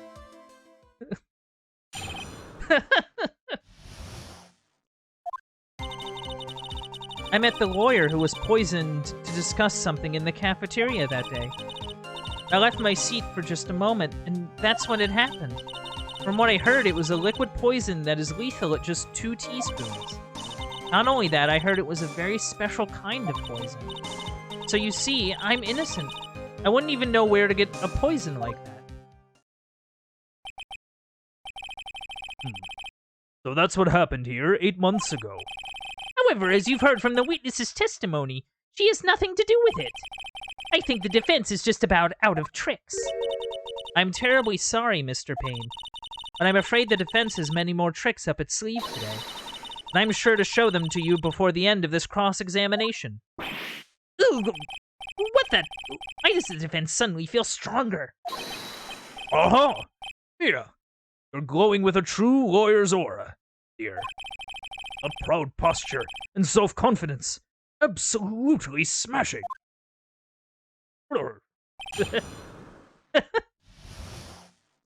Oh.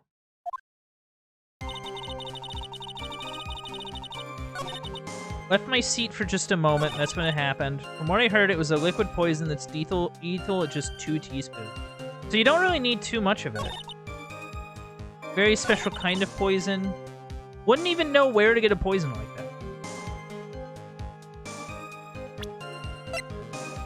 that. Let's see, we got a police report.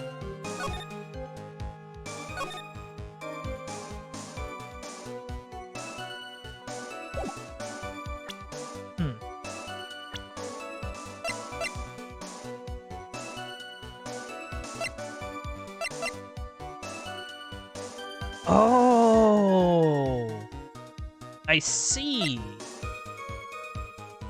I see. She doesn't need to know where to get poison, but she does know someone that does know where to get the poison. Pharmacology is basically the study of, like, drugs, essentially. Or at least I think that's what it is. I'd have to think about it, but basically they work with a lot of chemicals, they work with a lot of, you know, stuff that, you know, may or may not be good for you. So if anybody would know... So, like, if the question is how could she get access to poison, it would be her. Yeah. It would be this presenting him, because he has access to pharmaceuticals. And those can be kind of nasty.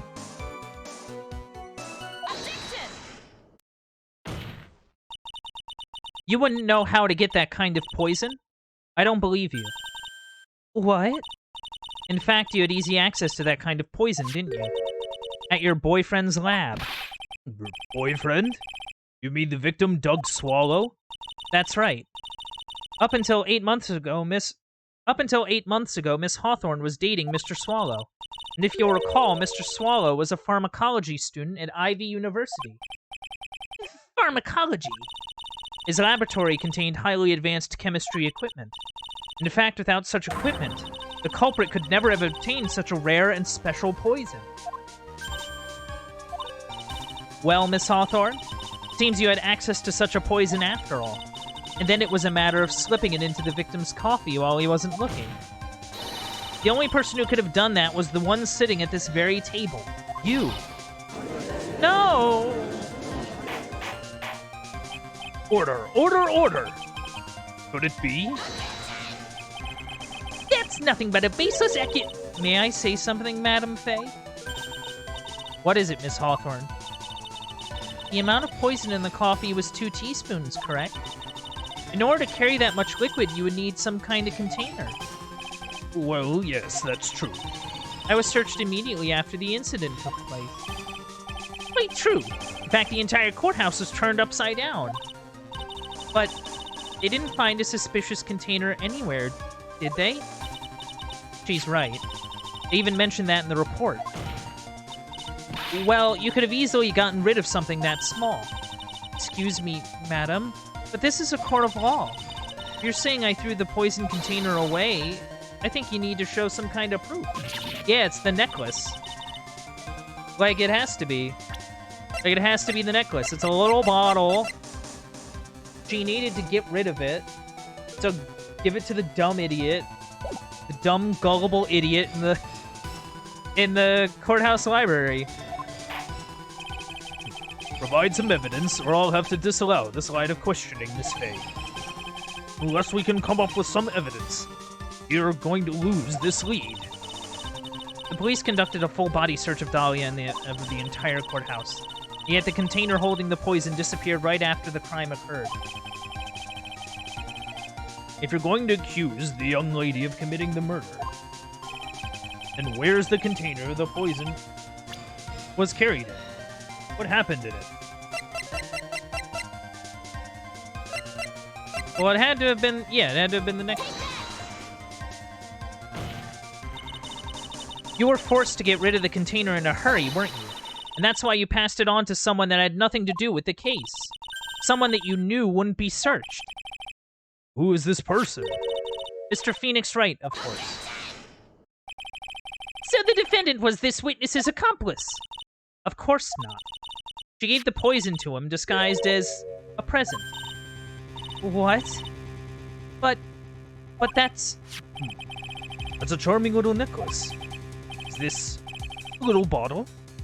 It's really quite cute. So what about it? What does it mean, Miss Faye?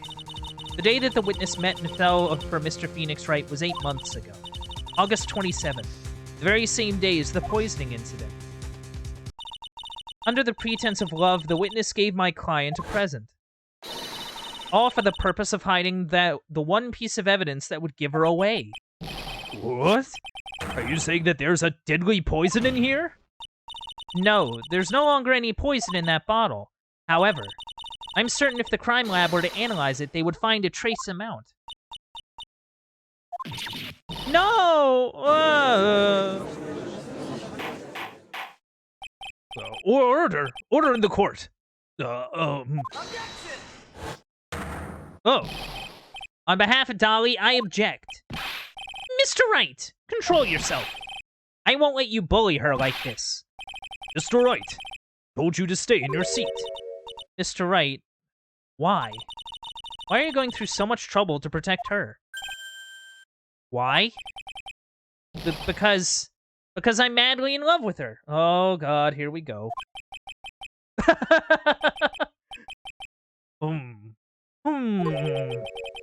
Madly in love? I haven't heard anyone say that in a long time. Mr. Wright, have you ever thought about this? Why exactly would a woman, like Dahlia Hawthorne, want to date you anyway? Well, I guess she must be madly in love with me too. Mr. Wright, please, open your eyes. At this point in the trial, I think it should be obvious to everyone. The real reason that Dahlia Hawthorne is dating you is because of that necklace. Dahlia Hawthorne was not and is not madly in love with you. The only thing she's after is that bottle necklace you love to wear around your neck. My necklace? Back there in the waiting room, you said it yourself. She kept asking for it back. Yeah, but she's so shy. Every time I see her, she always says the same thing to me. Please give it back now. I still find that hilarious. It's really funny. Oh, what a strange girl. Asking for a present back like that. For Dahlia Hawthorne, that necklace is irrefutable evidence of her crime. That's why she absolutely had to get it back. You're lying. But you never gave it back to her. And to make things worse for her, you insisted on showing it to everyone you met. That's why she... I don't believe you. No, that's a lie.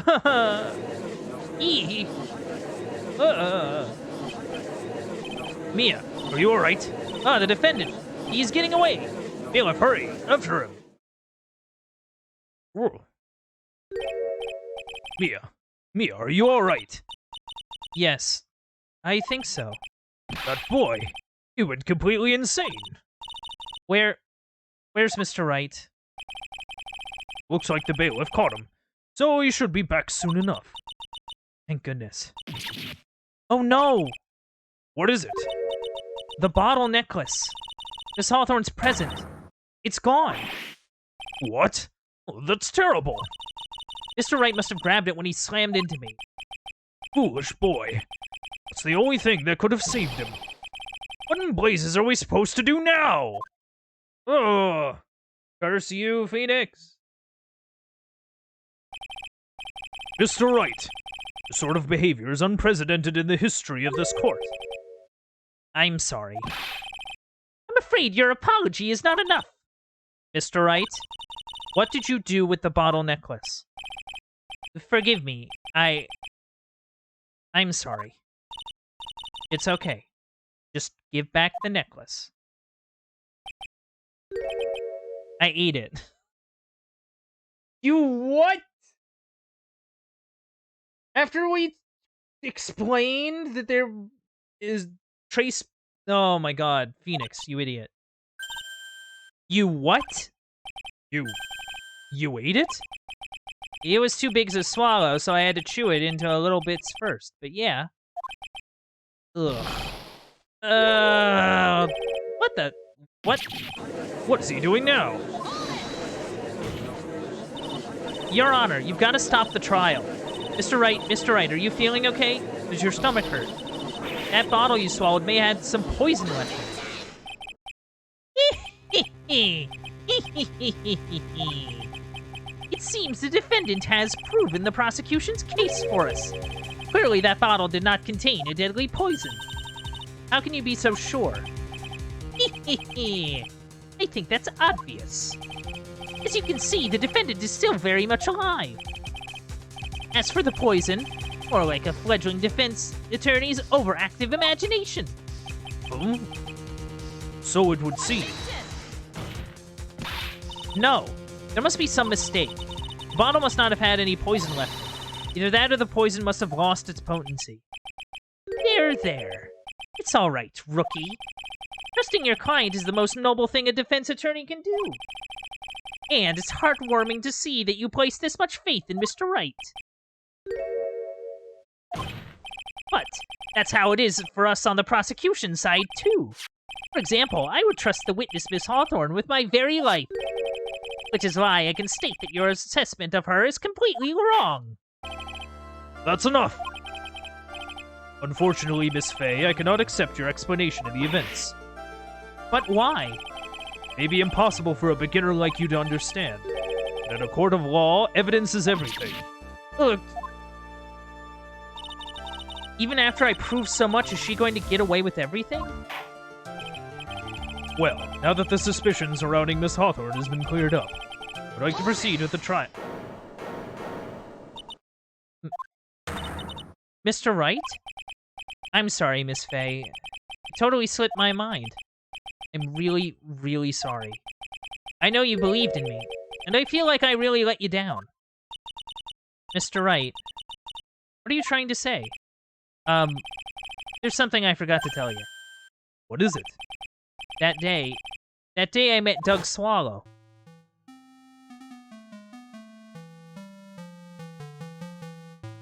That girl. You shouldn't see her anymore. Hey, it's none of your business. I'm telling you for your sake. If you continue to see her, it's going to be bad news.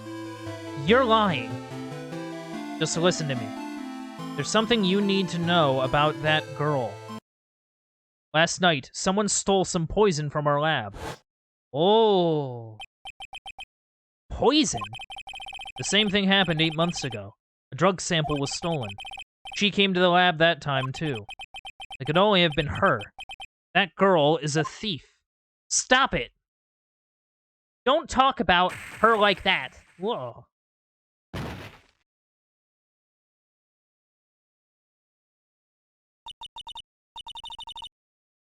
Is it true? Did he really say that? That's ridiculous! There's one more thing. After I pushed him that day, I got worried and came back to have a look. And she was there. Dolly was right there. She was crouched down next to him. What? What? She told me not to ever tell anyone about it, but I'm sorry, Dolly. Your Honor, the defendant is Miss Faye. You tell them. Dolly didn't do it. She's innocent. Don't think she is, dude. So Dahlia stole poison 8 months ago too, huh? If you put that together with Mr. Wright's testimony, then there's only one possible conclusion. The defense believes that Miss Dahlia Hawthorne stole some poison on the night before she killed Doug Swallow. The night before? Naturally, her motive for stealing it was to kill someone. Miss Faye. If you're so certain of your theory, then let me ask you this. Yeah, this is your last chance. Think carefully now. Something that she desperately wanted to get back, therefore...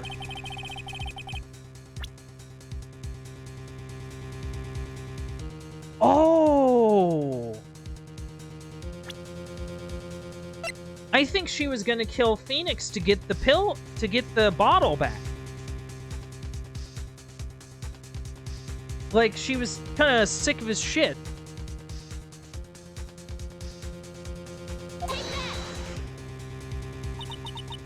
There was one person that was standing squarely in Miss Dahlia Hawthorne's way, and that person was Mr. Phoenix Wright. Me? That's preposterous! After all, it was Doug Swallow that was murdered.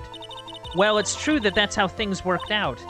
But let's remember that Mr. Swallow died of electrocution, not poison. The person that Miss Hawthorne was planning to poison was, in fact, you, Phoenix Wright. There's no one else that it could be. But how can that be? I thought Mr. Wright and Miss Hawthorne were in love. Old guy, do you pay attention to the things that we say? Poor Mr. Wright. This must be killing him. Hang in there. I'll bring her to justice, I swear it. As I said before, the only thing Miss Hawthorne truly cared about was the one piece of evidence linking her to that incident 8 months ago. That's right. The bottle necklace. That's all she cared about. But even so, why would she go so far as to murder him? 8 months ago, just after the fall of that attorney in the basement cafeteria, Dahlia Hawthorne could think of only one thing. How to get rid of the bottle necklace as quickly as possible. No. It can't be. It was a pretty good move she made, too. The evidence was missing for a long time. There was just one big problem. Although she got him to hide the evidence, Mr. Wright refused to return it to her. To him, the tiny little bottle was a cherished treasure.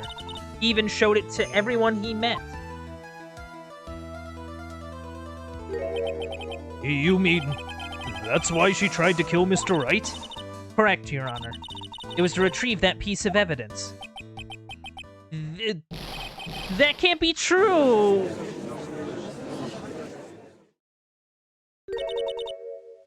Feeny, what a joke you are.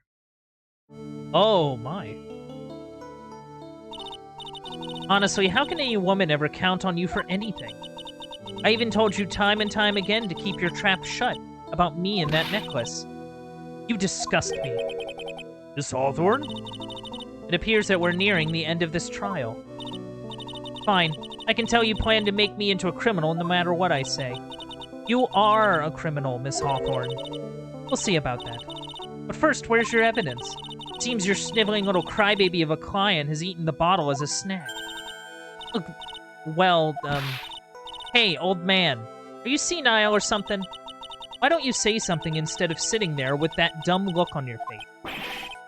Miss Hawthorne, what happened to you? Are you really that shocked? Or do you prefer me this way, Mr. Judge? With absolutely no proof, you treat a voluntary witness like she's a mass murderer. Well, I have nothing more to say. I'll be heading home now if you don't mind. But we're not finished. Fine. Ask this nasty old hag to finish up already. I can't let her get away this time. Stop, Mia. You keep on pushing without any evidence. Pay the ultimate price as a lawyer. The ultimate price? You'll be forced to take off your attorney's badge forever, I'm afraid. What? That's how high the stakes are? No. You'd better think it over carefully, Miss Faye. Or should I say, Miss Gray. Ooh, burn, oh. Oh, Miss Faye, you provide evidence that would establish her guilt once and for all. If I mess up here, my career as a lawyer is over. But to be honest, at this point, I don't have any evidence that's well-founded. Even so, I'd rather lose my attorney's badge than let her get away with murder. Your Honor, the defense would like to present proof. Impossible! You can't possibly...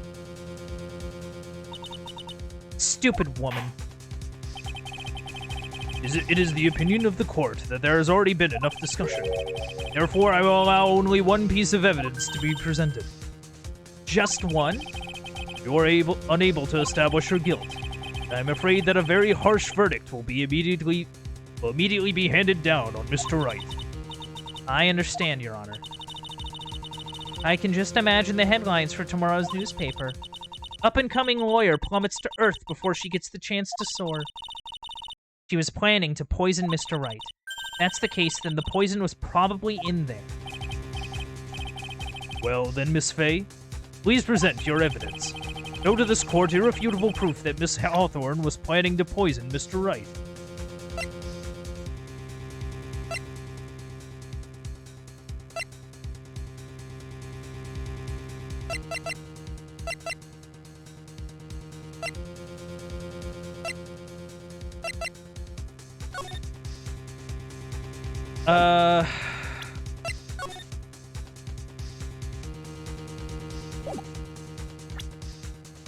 We don't have the necklace anymore. We don't have the necklace anymore.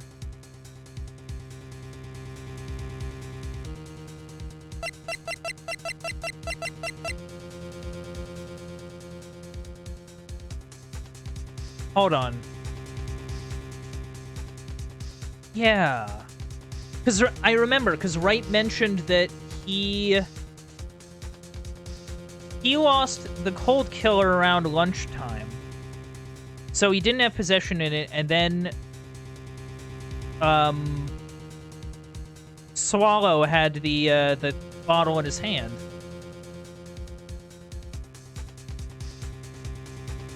He also mentioned that he also had lunch with her? So maybe... Oh. Yeah, because if you're gonna think of a way to slip drugs to a guy that isn't, like, super obvious, it'd be, like, his cold... whatever. Because that's, like, the only thing. Because I don't really think there's anything else here that can really indicate. Yeah, like the coffee 8 months ago. Like, you just slip it into his cold meds. Like, just sort of put a little few drops in, takes his cold meds, and, It makes sense to me, at least, because that's the only other vector I can think. Here it is, Your Honor. The evidence that will prove her guilt once and for all. Cold Killer X. Phoenix Wright's beloved cold medicine. Does our rookie defense attorney have a bit of a cold?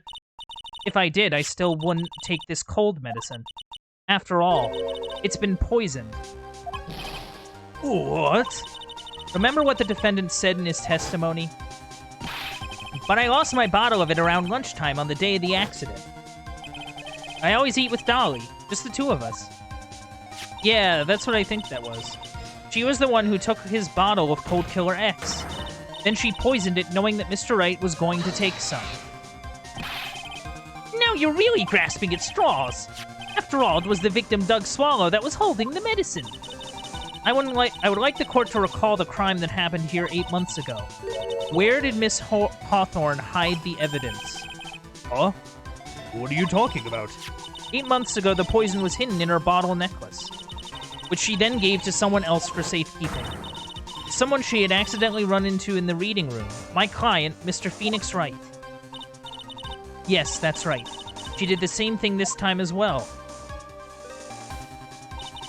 After shoving the victim, Mr. Phoenix Wright left the scene of the crime. That is when the murderer Dahlia Hawthorne appeared. With her, she was carrying the poison bottle of Cold Killer X. This, of course, was so she could carry out her plan to murder Mr. Wright. I believe she did testify that she was going to meet with the defendant. Yes, and she heard and saw everything that happened at the scene of the crime, including what the defendant and victim were arguing about, and the cut electrical cable. That's when she realized, I can't allow Doug Swallow to live. She used the severed electrical cable to silence him forever. Unfortunately for her, this is when the problem occurred. Mr. Wright, who she thought had left the scene, came back to check on the victim. And on top of that, because of the power outage, some students showed up as well. It's hardly any wonder that she was, as she put it, in a state of panic. Recall that she was carrying the bottle of poison cold medicine. She must have thought, what if they search me like they did 8 months ago? 8 months ago? Yes, she disposed of the evidence exactly the same way as she did back then. She had someone else hold it. In this case, Doug Swallow. Oh, okay. Interesting.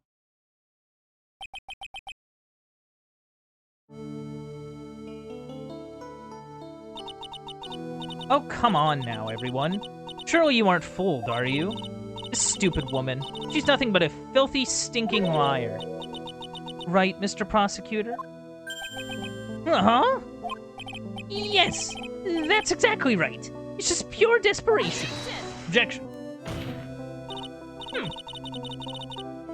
I wonder which one of us is the desperate one. So, Miss Hawthorne, this cold medicine.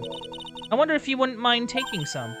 Well, Mr. Wright ate that necklace of yours, right? Now it's your turn to prove your innocence. What do you say? If I'm just a filthy, stinking liar, then there's no need to worry. So come on, show us. I dare you to take some of this medicine right now. Mia Fey! Mia Fey! Oh! Do you think you've won? Well, do you, Mia Fey?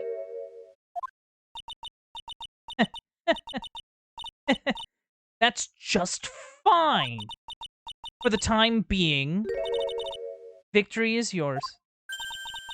For the time being? Well, I have a very long memory, you know.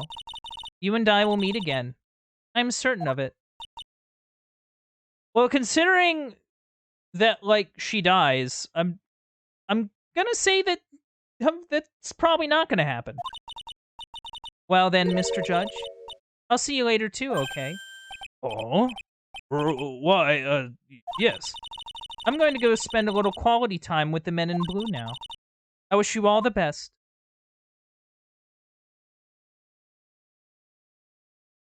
Oh dear. Phew. It's finally all over. I refuse to accept this. The defense hasn't shown a scrap of evidence to support their outrageous claim. But even so, your witness seems to have accepted it. I don't care. I'm Winston Payne. I don't believe one word that this rookie lawyer has said. Well then, Mr. Payne, let me ask you this. Yes? Would you care to try this cold medicine? What? Just a little earlier, I could have sworn you said... There. It's all right, rookie. For example, I would trust this witness, Miss Hawthorne, with my very life. Oh, or it's coming back to bite him. So if she's so trustworthy, then I'm sure there couldn't possibly be any poison in here, right? Well, you see, yes. And here comes the back pedal. Come on now, rookie killer. Show this rookie how it's done. How much trust do you really have for this woman? Are you willing to bet your life? Oh. Ah, my hair! It's flying off! My beautiful hair! Ah, no. No! Oh man, he got so shocked that his hair fell out. Mr. Payne? About Miss Dahlia Hawthorne? Yes, Your Honor. I'll file the papers for immediate arrest.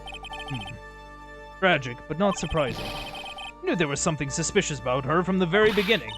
Don't lie. Just admit you were wrong. By the way, Miss Faye, Yes, Your Honor? was it just me, or did you ask Miss Dahlia did you and Miss Dahlia Hawthorne seem to know each other? Your Honor, whether we did or not has no bearing on this case. Oh, very well. Mr. Payne? This can't be happening. It's a nightmare. It's like losing to my daughter. It appears Mr. Payne has lost his spirit, along with his hair. Does the defendant have anything further to say? It can't be. My dear Dolly. Very well, then. I believe I'm ready to pass judgment and bring this trial to an end. This court finds the defendant, Phoenix Wright, Not guilty. Hey, confetti! Streamers! This court is adjourned. So I wonder if we'll get any sort of insight on that. Like, down the line. I find it kind of interesting they're setting this stuff up with May, considering how dead she is. You know what I mean? Or, not May, Mia. Mia, you were wonderful in there. Thank you for everything, Mr. Grossberg. During the verdict, I thought my hemorrhoids were going to explode like Mount Vesuvius. Mr. Grossberg, do you... Thank you, Mia, thank you. Do you, maybe think you could stop talking about them? Well, that's rather rude. Anyway, this case really made me think. What does it really mean to have a relationship of mutual trust with a client? Perhaps it is we veteran lawyers who have lost sight of this. Oh, Mr. Wright. Congratulations. Thanks. You know, I was thinking. Go on. The dolly that I saw up there on the witness stand. I don't think that was really her. What? Yeah, the dolly I know could never have said those kinds of terrible things. Maybe she was like, I don't know, a fake or something. Oh, twin magic. Boy, poor kid still hasn't got a clue. You need to forget about her, Mr. Wright. For your own sake. Yeah, you're right. It's probably for the best. Also, you need to relax a bit more. Try to grow up a little. But, out of all my friends, everyone says I'm the most grown up. Eek. What kind of company does this guy keep? Well, one of them's last name is Butts, so, I mean, that should give you an idea. Right now, I'm studying to become a lawyer myself. That's what you keep saying. I thought you were in the art department. Well, yeah, I am. But there's a friend that I desperately want to help. And if I hurry, then I should still be able to save him in time. I see. Say, Miss Faye, a lawyer is someone who can help people when they're in trouble, right? Mr. Wright, I'm still new at this myself, but I think that's exactly what a lawyer is. Okay, I'm going to do it. I'll study my butt off. I'll become a lawyer for sure. I hope we see each other again someday. Maybe even in court. I still wish Capcom would sell that P sweater. Like, that'd be brilliant. It's been 5 years since I was acquitted of all charges. I became a lawyer like I planned, and managed to save my friend. But Mia has passed on to a better place.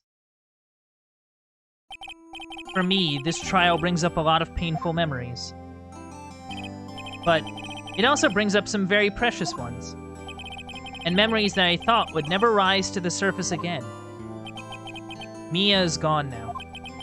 But even so, I can hear her in my mind. Phoenix, no matter what, always believe in your client. In a court of law, your greatest weapon is your belief. Do you think, like, the Ace Attorney people, like, around this point were like, man, we really shouldn't have killed off Mia, huh? Like, do you think they were, like, kicking themselves in the butt? Being like, man, we shouldn't have killed her off, actually. Like, we shouldn't have done that. Like, because, like, it's because they always like to keep bringing her back. Yeah, probably, yeah. Because, like, they love bringing her back during this trilogy, and I wonder if it's because, like, they feel like they just didn't do enough with her. And it's like, well, we can't do anything new with her, because unless it's, like, spirit stuff. Something has happened that made me think back to her words of wisdom. That is a story for another day. Whoa, end of episode 1. Incredible! Whoa, who's this dude with the Star Trek visor? He has white hair? I kind of dig... Okay, I kind of dig his color scheme. I kind of like that. It's like the green, and then the nice sort of earthy tone, brown, and like gray. And then you have like the white tie that really stands. I kind of dig that. That's really cool. That's a cool look. Maybe I should get a suit like that. What do you think, chat? I can get like a brown and then the green. That could be fun. Anyway, I'm gonna save real quick. Gonna take a drink.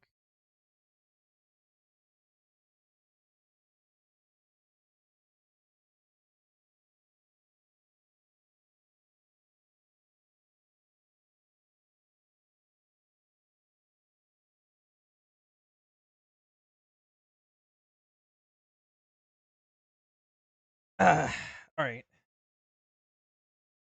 The stolen turnabout. How do you steal a turnabout? I don't know. I guess we'll find out. Guess we'll find out. I'm kind of surprised how long that first case took.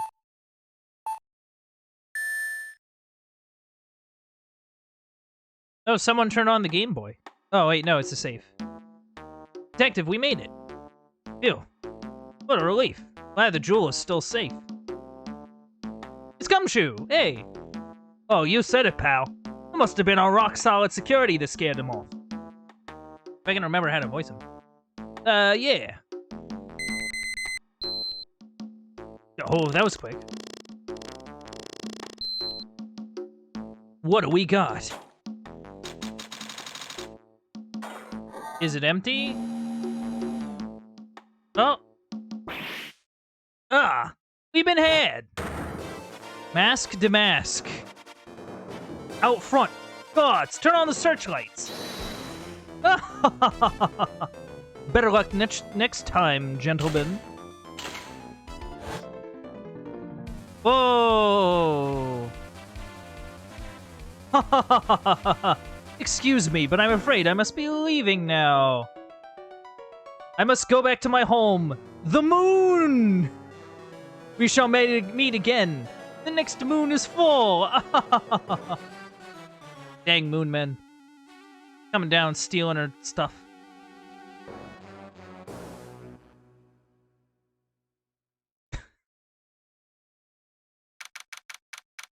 You gotta help me, Phoenix.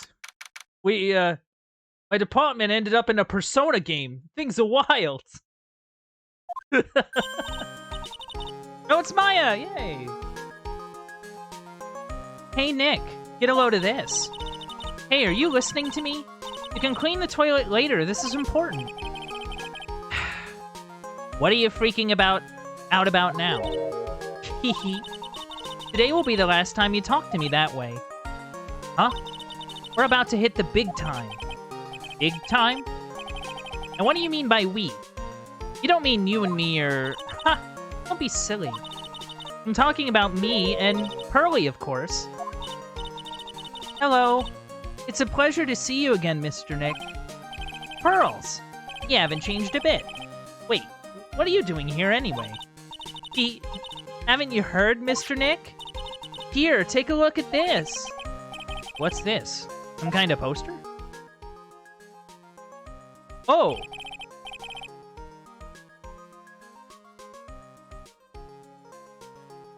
Huh. I don't think they bothered to fix it. That's weird. They didn't bother to fix it. Like, it's straight up still with this. Wow. Kurain Village. Isn't that... That's right. It's our hometown. Pearly and mine, that is. What's this about treasures from the boonies? Very funny. You can laugh all you want. But you'll be singing another tune tonight. Tonight? What about tonight?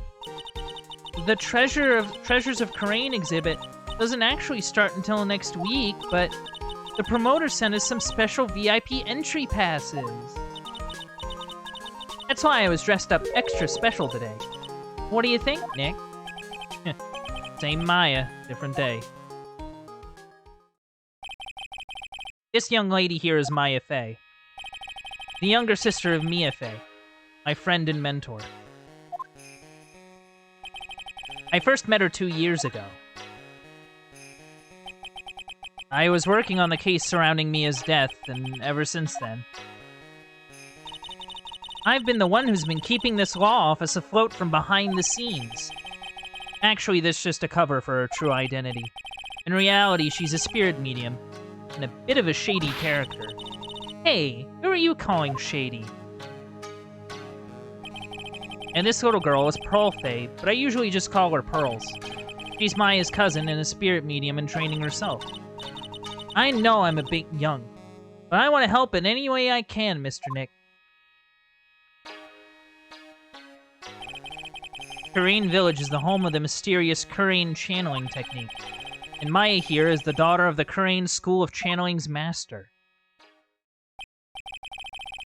I know it sounds ridiculous, but it's no joke. I've seen her power with my own eyes. It's the real thing, alright. Earth to Nick, how long are you going to make two gorgeous women like us wait? Yeah, Mr. Nick. I can't wait any longer. I want to see the exhibit. Looks like I don't get a choice here. Might as well head on out. Oh, okay, we're just going straight away. Alright. Oh, we do still have the Magatama. Let's go. I was wondering if we still had it, but I guess we do. Nice little carryover. I dig it. Lordly Tailor. Lordly Tailor. The city's fanciest and most expensive department store. Treasure exhibit, huh? I have to admit, I'm pretty impressed. Department store. Wow. This is awesome. Yeah, you can make even the cheapest junk look great. It all depends on how you display it. Oh, they even have the dusty old hanging scroll that was in the May Manor storeroom. Oh yeah, I remember scribbling on it when I was a little girl. On a family heirloom? Say, Nick, the person in charge of this exhibition is waiting for us in the basement warehouse. Alright, I guess we should go and say hello. Yeah, I guess they're doing a little... So they're doing it in a department store. Yeah, it's just some, like, department store. I think I remember this old folding screen here. I'm pretty sure it was an important piece of evidence in that murder case that happened in Karain Village. This folding screen is the greatest of all the spirit channeling secrets. The six-leaf Karain Sacred Writings folding screen. If it's so secret, why is it the most prominent thing in the exhibit? I know, right? We're not really doing a good job keeping it a secret. A piece of cloth with a ton of finely written characters jammed onto it. Probably esoteric knowledge only mediums would know. Let's see. Here's the title in English. 108 Ways to Save Money.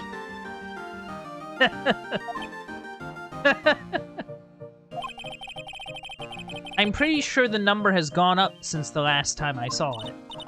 Well, we're always looking for new ways, you know. Being a medium sounds like a rough way of life. Okay, let's go to the basement. Oh, this looks like a place. Yep. This is a basement, alright. This place is scary. I feel like a monster could jump out at any time. Don't be scared, Pearly. I'll protect you. Oh, Mr. Wright. Eek! A monster! You were right! Huh? A monster? Oh! What are you doing here? Hey, that's awesome. Yeah, it is good to see her again. I know you. Nice to see you again too, little miss. Ah, hello. Is she a friend of yours, Nick? And how do you know her, Pearly? Nice to meet you. I'm Adrian Andrews. I'm in charge of the promotion and planning for this treasure exhibit. I'm also responsible for the security arrangements. They also gave her a new look. That's pretty nice. Oh, nice to meet you. Adrian sure has changed since we last met. So this is the warehouse. The really valuable exhibit items are still stored away in here. Yeah, how you been? It's really been a long time, hasn't it, Mr. Wright? Nick, what's going on? Who is this woman? Why are you freaking out on me? What? I just thought it'd be more dramatic if I got all worked up, that's all. I just thought it'd be funny. Getting worked up is just a prank. Mystic Maya, you shouldn't let him off the hook so easily. Please, Maya, don't say anything that'll needle Pearls further. Mr. Wright was there for me when I really needed help. It was something that happened 7 months ago. Okay, so this is 7 months after the end of Justice for All. You remember, don't you? The Nickel Samurai case? Not really. I was stuck in a dark wine cellar. Did that escape your memory, Nick? After that, I quit being a manager and started this job. I was going to say something, then I realized it wasn't Andrews. That was the one that was next on Shelly's hit list. Yeah. And after that, I quit started this job. Wow, that's tough. I'm sorry, Miss Andrews, if it wasn't for us. No, don't say that. I'm glad the whole thing happened. Thanks to you and everyone else that was involved, I was able to change my whole life. I really am grateful. Phew. That's a little... I'm really impressed, Miss Andrews. Handling a huge exhibition like this must be very tiring. Well, Lordly Taylor is celebrating their 200th anniversary this year. 200 years! Really? The works on display in the main exhibition hall are worthy of the finest museums. Woohoo! Did you hear that, Pearly? The finest museums. Yes, I did. Well, that's really wonderful. So the basement warehouse is pretty well protected, huh? Of course it is. After all, there are some priceless treasures here. The security guards are all very highly trained as well. Now that sounds good. So what is it with that face she's making?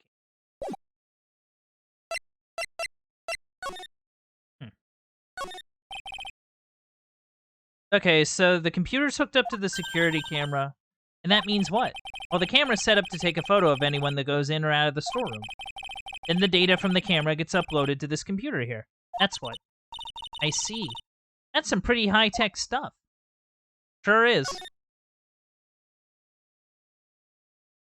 Oh, that's interesting. Mystic Maya! Take a look next to the door. That's Mystic Ami, right? Yes, that's a statue of the woman who invented the Korean channeling technique, Ami Faye. This statue is on loan from one of the training halls of the Faye branch family. In fact, it just arrived this morning. Huh. It's holding the Shichishito. Shichishito. I'm assuming that's how you pronounce it.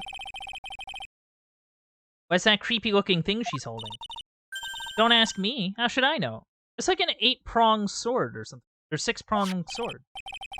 Well, you are the future master, right? Maybe so, but this is the first time I've ever seen this statue.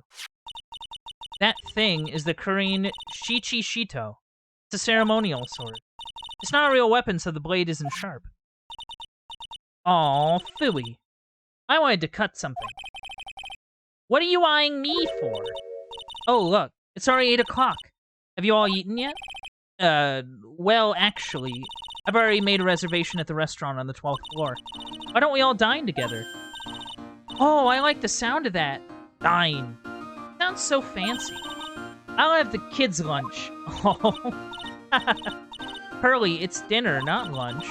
Why don't you go for it and really eat your fill with a kid's dinner? Okay.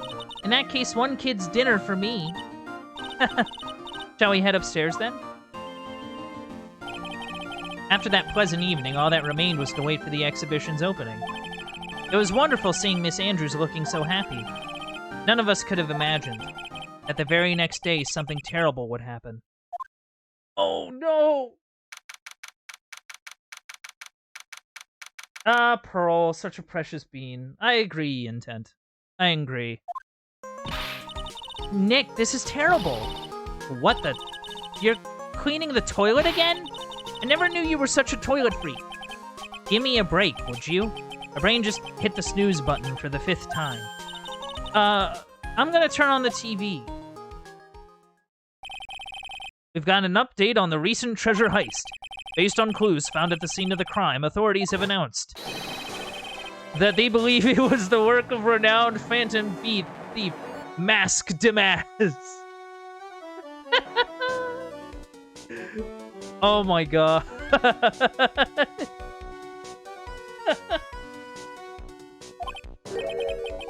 Mask the Mask? According to a spokesperson, Lordly Taylor received a threat letter some days ago. This is the 5th heist by the Phantom Thief, who only targets rare treasures. Lordly Taylor? Well, Nick, what are you gonna do? Don't you dare go back to scrubbing the toilet. Treasure? Lordly Taylor? Well, you don't think... Yes, now get up, Nick. It was stolen by Mask Damask, our most valuable treasure. The Karain Sacred Urn was stolen. That broken thing? What? Wait, should I, like, talk to you?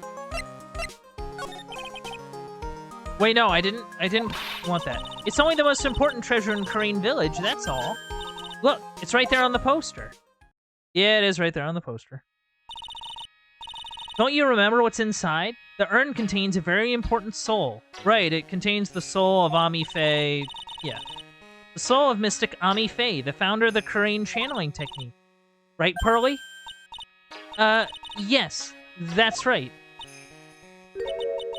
Hold up. I thought that urn had the name Ami written on it. She's just now noticing?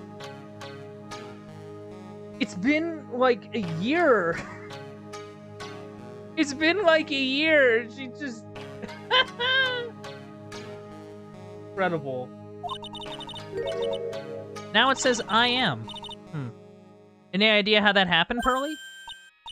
Huh? Well...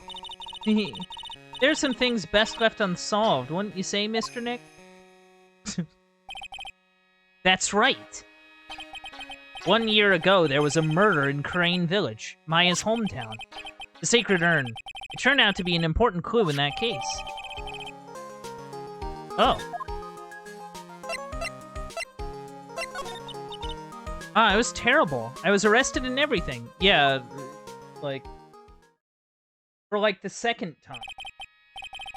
1 year ago, the murder in Karain Village. A man was killed during one of Maya's spirit channelings. And this urn wound up being the key piece of evidence that proved her innocence. Mr. Nick?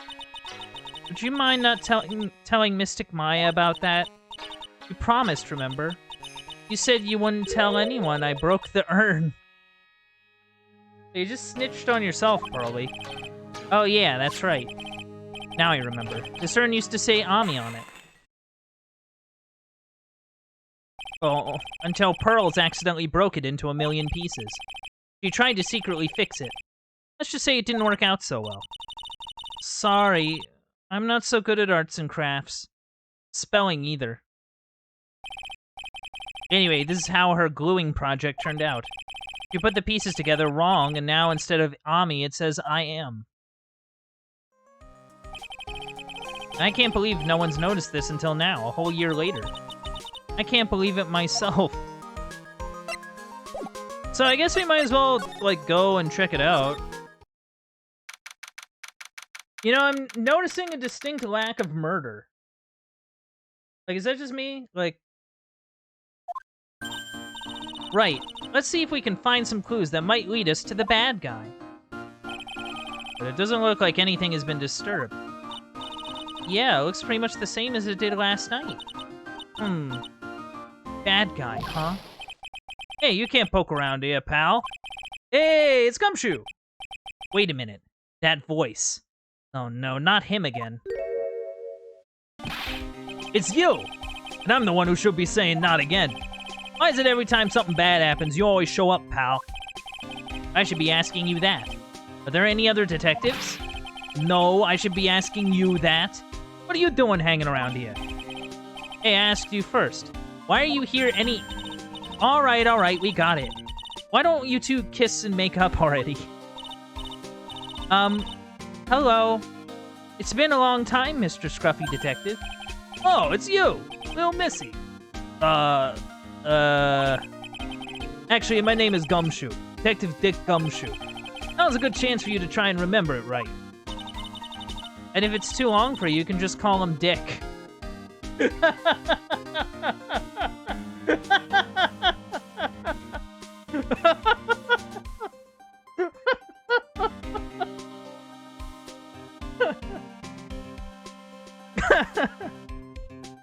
That's beautiful.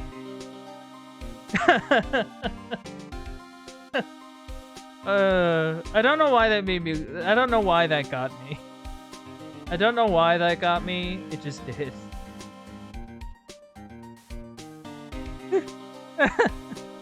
I just call him Dick. It's fine. It's fine. No. Okay, it's good to see you again, Mr. Detective Dick.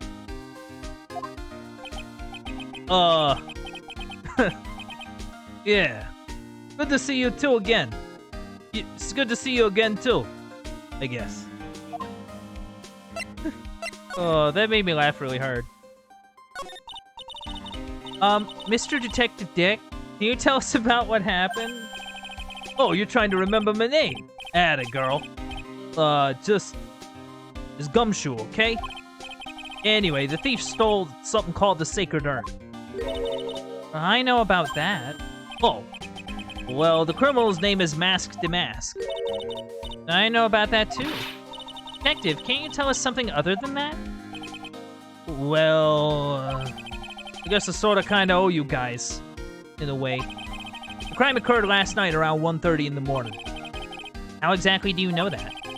We got an emergency phone call from a guard at the scene of the crime, pal. He said the urn was just stolen. The scene of the crime? You mean here, right? Wrong. The urn was being kept under careful guard in the basement warehouse. Basement warehouse, huh? So who was guarding the basement warehouse? That guy. It's all his fault that the thief got away, pal. He solves one case and gets a swelled head thinking that he's an ace detective. Ace detective? Oh, I see. So we just ended up in the middle of a Phantom Thief Ace Detective story. That's cool. Hey, Detective Gumshoe, about this Mask Damask. Is he famous? What? You're joking, right, Nick? Mask Damask is the hottest thing since sliced bread. Sometimes he appears as a museum god. Sometimes he appears as a big brown bear, known to surprise unsuspecting victims.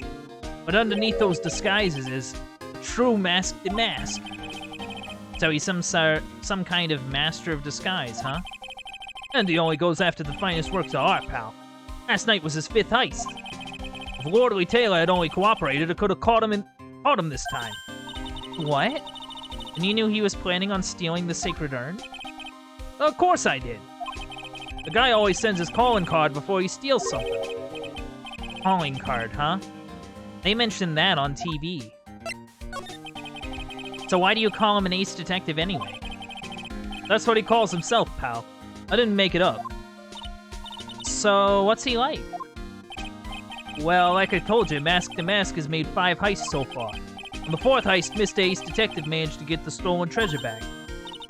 Wow, that is impressive. All by himself? Yeah, I gotta admit it, pal. Maybe he really is as good as he says. Every time the thief sends one of his calling cards, we send our men on a stakeout. None of us have ever gotten so much of a glimpse of the guy. But Mr. Ace Detective was able to retrieve the stolen treasure from the thief. Anyway, he's at the scene of the crime right now, looking for clues. So he's down in the basement warehouse, huh? So what's this calling card? Here it is. Don't show it to anyone. It's top secret, okay?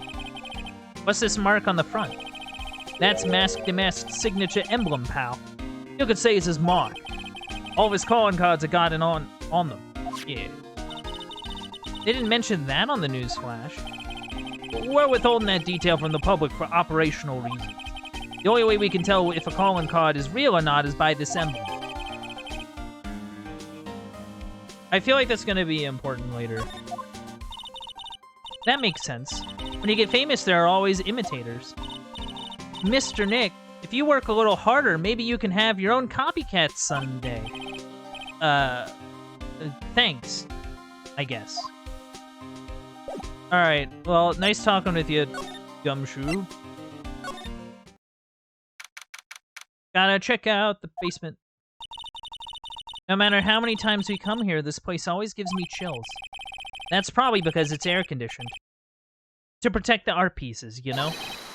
Welcome to my private little banquet of chaos. Huh? What the heck does that mean? Oh my god. Look at this person. Oh no, we're being accosted by the penguin.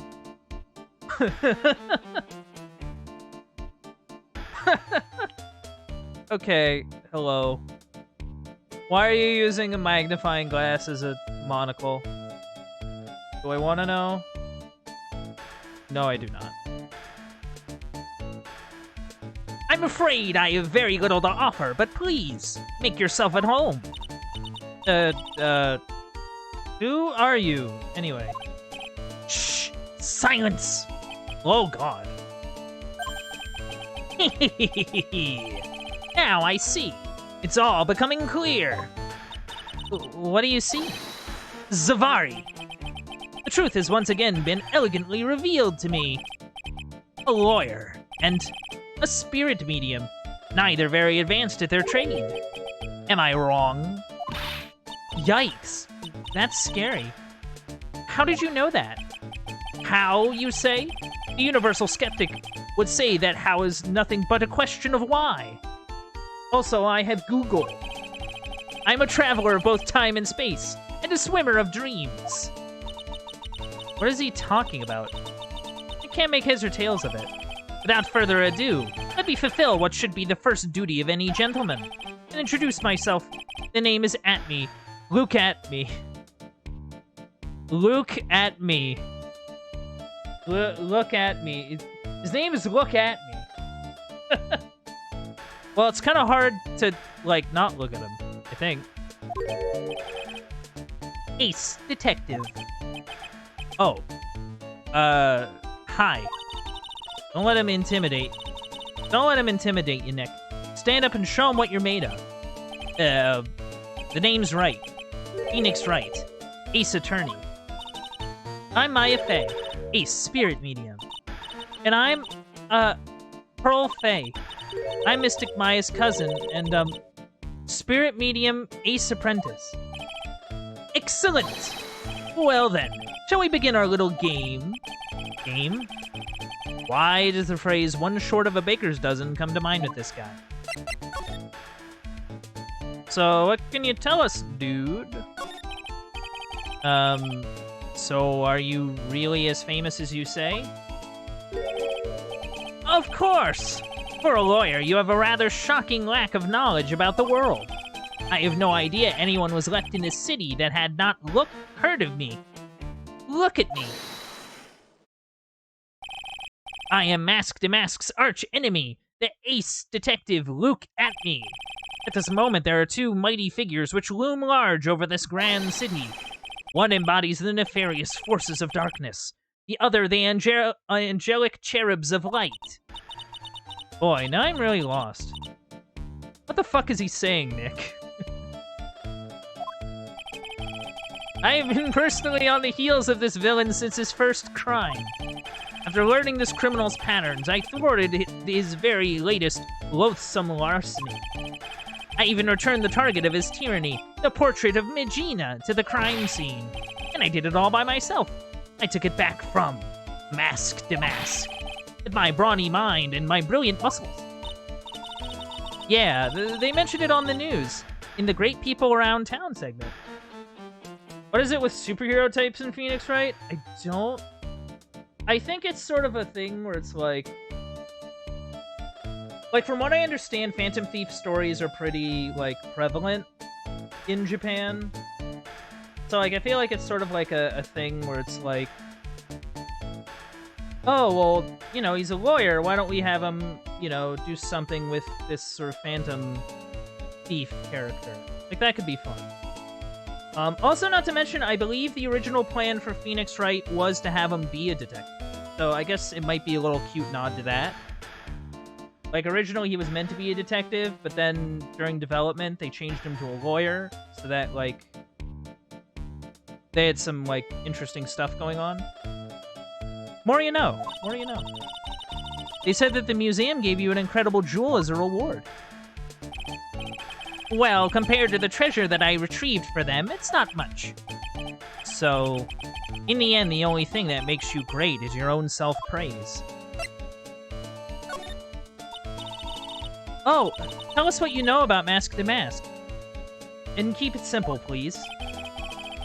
Like about how I have devoted my life to thwarting his dastardly deeds. Last night, here in the bowels of this store, we were locked in a most glorious combat. I see. But, huh? Hang on a second. You were here last night? Here? In Lordly Taylor? Naturally. Wherever Damask goes, you will find Atme laying his elegant traps. Elegant traps? More like Damask out-eleganced you and made a beautiful getaway. But this time, I allowed him to escape with the illusion of victory. I wonder if I should ask him about what happened last night in more detail. I think you should. Can you tell us exactly what happened here last night? But of course! After all, I always say there should be no secrets between aces. Flattery will get you nowhere, Pinocchio. Oh, that's just rude, Phoenix. Like I know, but, like... I first received the request for my services 20 days ago, and it was 10 days ago that we received Mask to Mask's calling card. Huh? You were hired before the calling card even arrived? Yes. You see, the person who hired me is quite rigorous and thorough. Well, that's Adrian Andrews for you. A mere 10 days after hiring me, her worst premonitions were realized. The calling card arrived, right? Yes. So, ace detective that I am, I set a trap for the thief right in the warehouse. And waited for him. Alone. Alone? But why? Why didn't you go to the police for help? Ridiculous. Why would I seek help from such a singularly useless group of nincompoops? You've got a lot of nerve. After all, it was you that let Damask get away. I always operate alone and concealed, out of sight of others. Corn seed? Yes, corn sealed. Sealed with corn. Precisely. Even the guards on duty here were unaware of my presence. To fool your enemies, first you must fool your friends. It is my own original proverb. Anyway, back to what happened last night. As I was saying, I hid here in the warehouse and waited for the thief to arrive. But I swear to you, not a solitary soul came through the entrance. Nevertheless, the sacred urn disappeared. But that's impossible. How could it just disappear? How, you ask? Don't be ridiculous, Sir Lawyer. If I knew the answer to that question, I wouldn't be here. You know, for someone who seriously messed up his own stakeout, he's rather full of himself. So, you're saying that even though one came through the doors last night, our precious urn still somehow vanished from under your nose? That's just not possible. Oh wait, no. Let's take a look around.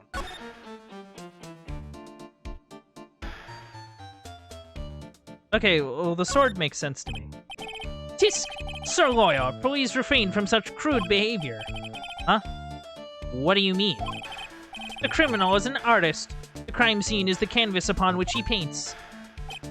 Only I, Ace Detective Atme, have an eye which is educated enough to read the signs. Did you translate that for me, Nick? I think he pretty much said, don't touch anything, amateur. If there is something you wish to know about, you have but to ask Atme. I know everything there is to know about my rival Mask to Mask. What do I do now? Does he have any top secret information? Stuff that only a real crime buff would know? I think about what to ask while I listen to what Mr. Ace Detective asked. So I actually can't examine anything. But I am going to sort of make some mental notes. So we have this box that's covered in paint. We have the broken sword. And we have a bunch of, like, this magenta paint. It's the same shade of paint that's on this wooden box. What was going on down here? What sort of wacky hijinks was... Can you tell me about this idiot? No? Sorry, pal. I don't get much sleep last night. My brain's not really working right. Somehow I don't think sleep would really fix the problem. Hey, keep it down. You might have really good hearing for all you know, and might get mad if you heard. I can hear everything you're saying, pal. 34?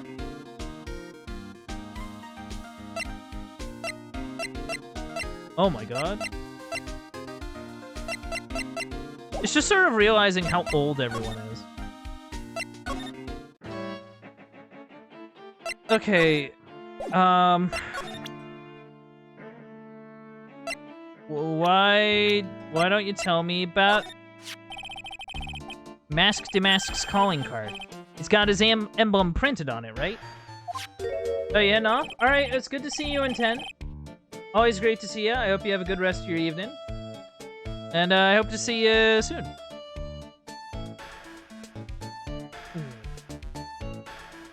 Quite impressive, but I would expect nothing less from my arch rival. I'm surprised to see you in possession of such a top-secret piece of information. Well, we've got an ace lawyer, an ace spirit medium, and an ace cousin apprentice here. Yes, indeed. I think I could learn to like you, my fellow ace professionals. I don't know if I really want this guy to like us. Ever. Well, Sir Lawyer. I've been told that you are too pursuing the mysterious thief. Well, I'm not sure I would call... That's right! We're going to find the sacred urn no matter what we have to do. Excellent. I will trust you.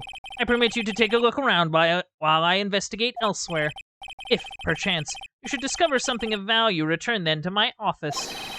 My Office of Earthly Delights, the Atme Detective Agency. Office of Earthly Delights? Well then, Sir Lawyer, if you'll excuse me, I have much to do. Bling. Wait a minute. He's gone. I don't like the idea of doing this guy's work for him. Come on, Nick. Don't worry about it. It's no big deal. Let's hurry up and investigate before he changes his mind. I want to go to his office, too. Take me with you, okay? Alright, I'm curious about a few things. That pathetic-looking wooden box. Oh, it had the... Okay, so that was the box that had the urn in it. It has paint on it. That box that had the sacred... That's the box that had the sacred urn in it. Don't touch it. There may be clues to the thief's identity on there. I worked so hard to make that box. Huh? You made that poor excuse for a box, Maya? What's that supposed to mean? That urn has always been on its stand in the winding way of Fay Manor. There was no box suitable for it, Mr. Nick. And I was so proud of it. Poor Maya. Maybe it'd have been better if Mask to Mask had taken the box, too. There's like a bunch of paint on it. Wow, this is awesome. What did Miss Andrews say it was called again? Chichishito. It's literally 7-branch sword in Japanese. Or so says Miss Andrews. Whoa. Whoa. It's pretty heavy. One hit, 7 times the fun. Pretty catchy, huh? I bet it'd sell like hotcakes. There's something about it that bothers me. Wow, you're really firing on all cylinders today, Pearly. This sword... Wasn't Miss Takami holding it last night? Yes, she was. And another thing. The sword wasn't bent last night like it is now. You're right. Awesome, Pearly. I wouldn't expect any less from my little ace apprentice. The sword is bent, so that must mean... Last night someone used it. Somehow. Aha! I just thought of something. Maybe Detective Atme smashed mask to mask with it. Like this. Youch! What the heck? What do you think, Pearly? I think it's even more bent than it was before. Oh man, my head. My hair! Ceremonial sword held in the hand of Ami-Faye's statue wasn't bent before the crime. Interesting.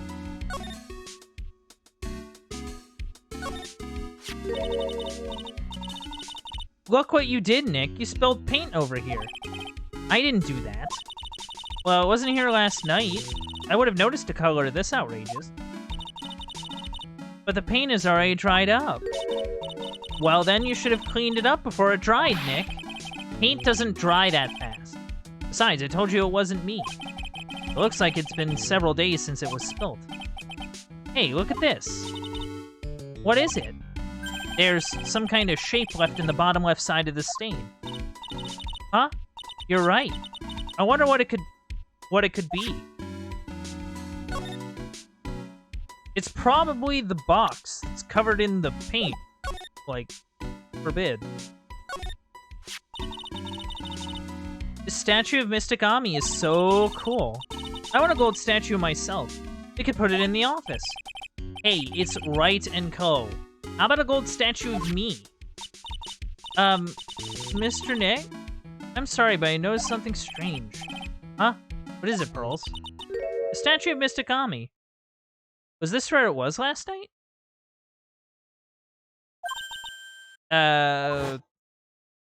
Yeah. So it was moved. Pretty sure it was closer to the door. Yeah, I think you're right. Huh. Great job, Pearly. I wouldn't expect anything less from my ace cousin. The statue was moved on the night of the crime.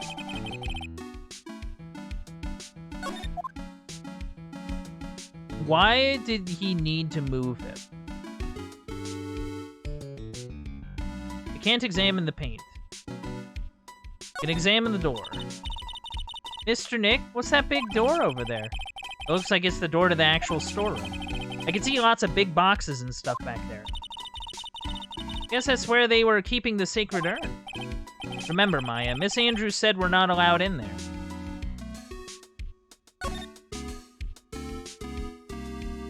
Did the camera pick anything up? Hey, Pearly, do you know what this is? It's a computer. A computer? Oh, I heard of those. That's such a cute name. It looks like this computer is for storing the data from the security camera. When someone comes in or out of the warehouse, the camera takes a photo of them.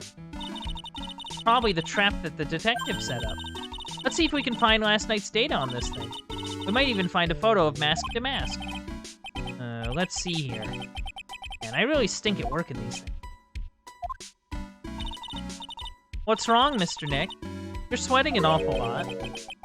I don't know how to pull up the photos. I had no idea you were so pathetic with high-tech stuff, Nick. Maya, you didn't know how to turn a computer on. You didn't know how to turn a computer on. You can't lecture me about not knowing how to do things. Yeah, well, I managed to print out the camera data anyway. I guess you have to learn to crawl before you can walk, right, Nick? Yeah, sure. Anyway, it looks like the camera only went off once last night. Went off once around 1 a.m. on the night of the crime. Interesting.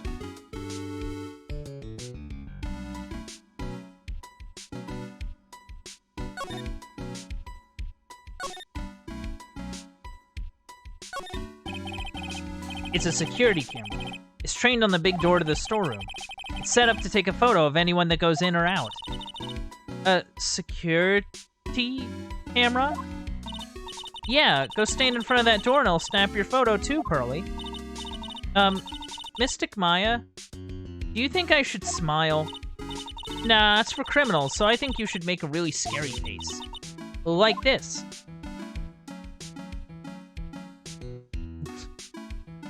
Okay. Okay, I think we're good. Oh, I got a phone call.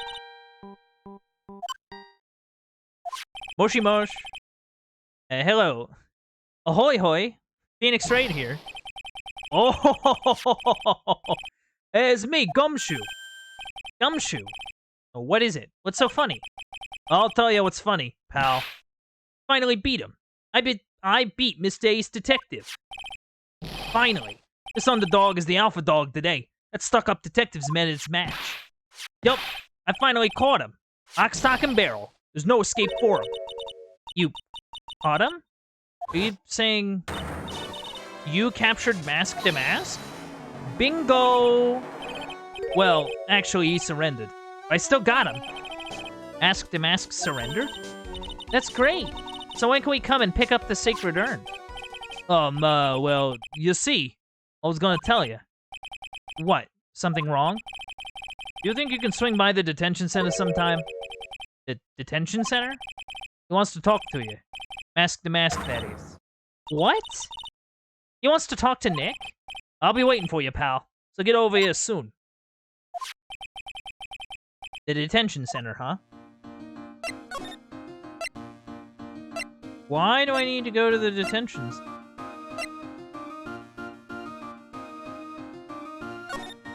Okay, we'll go to the detective agency first, and then we'll roll. Quite a setup he has here. This is a detective agency? Looks more like the set of some B-grade horror movie. Hello? Is anyone here? It looks like nobody's home. What a waste of time. Hey, I know. Let's take that framed picture back with us as a memento. Don't you dare, Maya. Guess we'll have to try back later. Okay. So he's just not here. So what's going on at the detention center? Hey, pal. Welcome to the detention center. You're sure in a happy mood, aren't you? Yup. After all, we got masked right, but, so where's the sacred urn? Oh. Sorry about that, pal.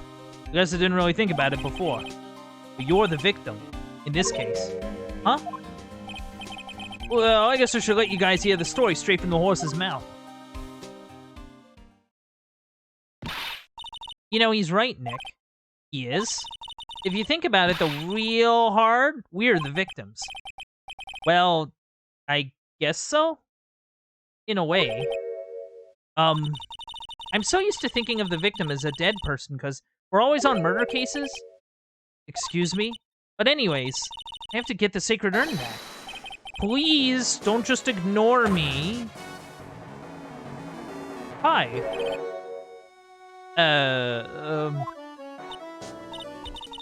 Who are you? I'm Mask to Mask. Okay. Hey, Nick. Doesn't he look kind of, well, gangly? I'm Ron Delight. The famous Mask to Mask. I don't think this guy could punch his way out of a wet paper bag. So you're the Mask to Mask guy? Yes, you bet. No, that's wrong. You see, it's complicated. Sort of yes and sort of no, if you know what I mean. Huh? What's wrong? Well, when I say wrong, what I really mean to say is that it's not right, per se. You see, it's not spelled Mask to Mask. It's actually Mask to Mask. What's with this guy? Well, he's a timid little weakling, we know that much. Don't do that. Don't look at me like that! I don't need your pity! And a major crybaby, too. So why did you give yourself up? Well, you see, it's because, well, I know why. Because you stole such a priceless treasure. And now you're overwhelmed with guilt. Am I right? Priceless treasure? That broken old urn? I have a little favor to ask. Yes? What is it? Could you go and talk to Desi? Desi? Who? Look, we really want our urn back, so where is it? I'm sorry, I'll give it back. I really will. Maybe not. No, I can't. Can't make promises I can't keep. I'll just end up hurting people. Mr. Nick? I didn't hear what he said. Especially the last part. Oh, so that's meant to be, like, whispered. Okay. Mr. Damask? You think you could speak up a little? Yes, sir. I will. I promise. Maybe not. See, I'm already speaking in my normal voice, so I really can't. Mr. Damask? About the urn. Oh, yes, the urn! Right away. Actually, no. I wouldn't mind telling you, but actually, I'm afraid you wouldn't believe me anyway. Enough already. Just tell it to us straight. Please don't yell at me. I'm sorry. Urn, I lost it. What? You lost it? How do you lose? How do you lose that? What did you say? Did you say you lost it? Yes. No. Maybe so. I mean, yes, I lost it. What do you mean? Well, you know, I lost it like I said. These things just happen. You're on the train and you get distracted and you forget your bag, you know? What? You forgot our sacred urn on a train? Wait a minute, you went on the train dressed like that? No, I just speaking hypothetically, that's all.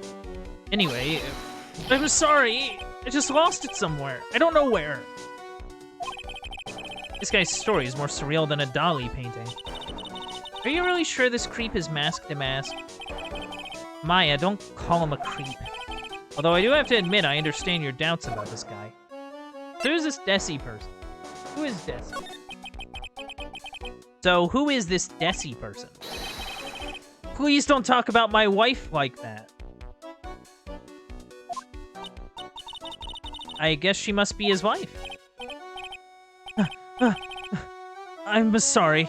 The truth is, it was my wife that told me to have you all come here. Do you think you could go and visit her at my hideout? Hideout? Mr. Nick? What does he mean by hideout? Oh, sorry. Naturally, I meant to say my secret base. Secret base? Well, my apartment, actually. Palazzo Pelpepe, 3rd floor. Let's go have a look, Nick.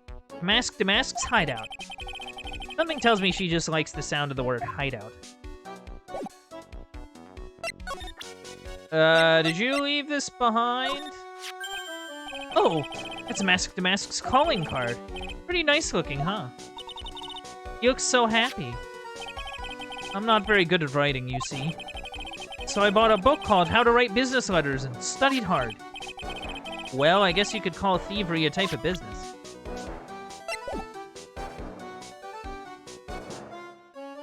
Something's not adding up here. I'm not sure what it is.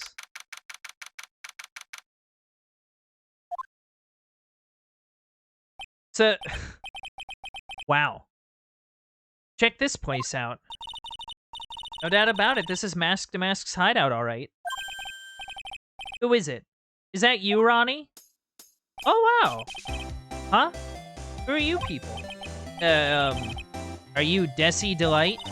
That's right. I'm Desiree. Ah. Oh, you must be the lawyer. And the victim. Yeah, that's us. Your husband told us to stop by and speak with you? I'm Maya Fey, and this is Phoenix Wright, attorney at law. Nikki Boy and Maya, huh? I can't tell how grateful that I am that you decided to help my Ronnie. Well, you're welcome. Did she really call me Nikki Boy? So, like, what's his story? About your husband. Isn't he the cutest? A bit weak sometimes, though. A bit? By the way, did you know they mentioned Maya on TV? Oh, really? They said you own the urn and that you're doing some shady training in a law office now. Remind me not to watch that channel's news program. After I saw that, I thought it might be a good idea to meet the lawyer they mentioned. I see. My Ronnie. He has a powerful imagination and gets deluded easily. He keeps insisting he was going to surrender to the police. I didn't know what to do. It was me, I stole that urn, he kept saying, as if it was even possible. Huh? But, are you saying he didn't? Of course he didn't. Why would my Ronnie ever do something like that? Well, you know, it's a priceless treasure, and he's, you know... Is it possible his own wife doesn't know his secret identity? Well, that'd be impossible. How would she not know? What is going on? Me, I'm the kind of woman that needs excitement in her life. Oh, excitement, huh? Yeah, I'm at the happiest when I'm racing along with my bike going at full throttle. Riding a motorcycle is like putting your life on the line, you know what I mean? Well, I think that depends on how you ride it. I'm the type that can't stand living a boring, dreary old life with no action. No offense, but your husband Ron doesn't exactly look like the risk-taking type himself. You're right about that. He's definitely not one for thrills and danger. But I do have to say that he makes up for it in other ways. Other ways? Yes, money. Oh, okay. I was about to ask. Ronnie is incredibly rich and super generous. He bought me a bike that's so fast it would make your head spin. And shopping? I like to shop so much it makes Ron's head spin. The other day it actually happened. His head actually started to spin. Man, talk about a high-maintenance wife. So where does Mr. Delight get all this money from? Ronnie's a security guard. They put their lives on the line, right? So they get paid tons of money in return. Tons of it. He's a security guard? I think it's my turn for my head to spin. Can you tell us about what happened last night? What time did that incident take place again? What time was it again, Maya? Well, according to Detective Gumshoe, it was around 1:30 in the morning. Ah, last night was horrible. I got pulled over. Pulled over?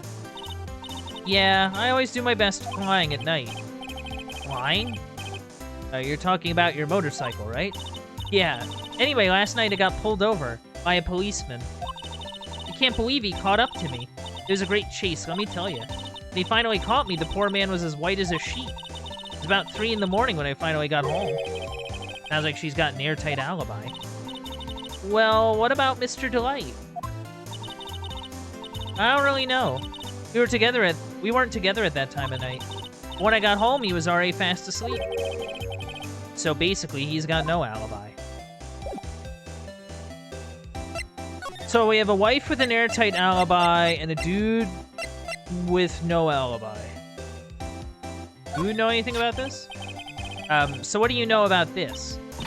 No, you can't show her that, Nick. An emblem is top secret, don't you remember? Oh, sorry about that. The way she just said top secret was a worse giveaway than what I did. Oh, when I hear the word top secret, it just piques my interest like nothing else.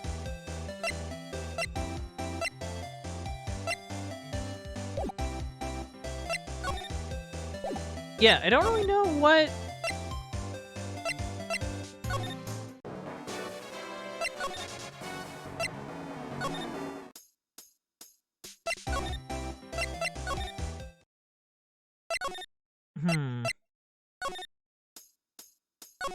I'm gonna take a look around. It's Mask to Mask. There's a tape recorder hanging from his neck. Oh, let me see that. I'll be taking this crown now. Better luck next time, gentlemen. I don't get it. What's this supposed to be, Nick?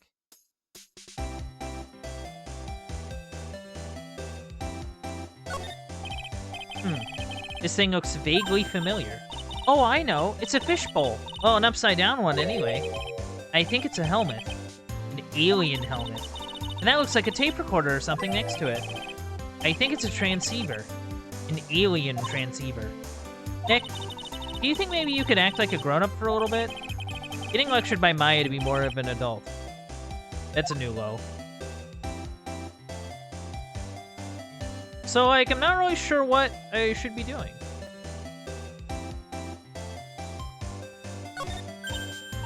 Nick, it's a torpedo. It's hard to believe, but it sure looks real. Where could he have picked up something like this? Please don't say that torpedoes are things people just leave lying around.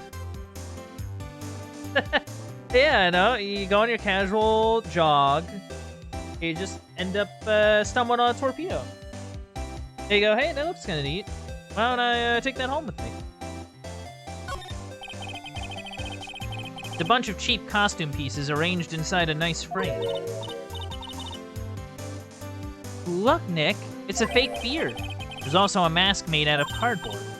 Here, Nick, try on this fake beard. Come on, try it on. Hey, cut it out. Now put on the mask.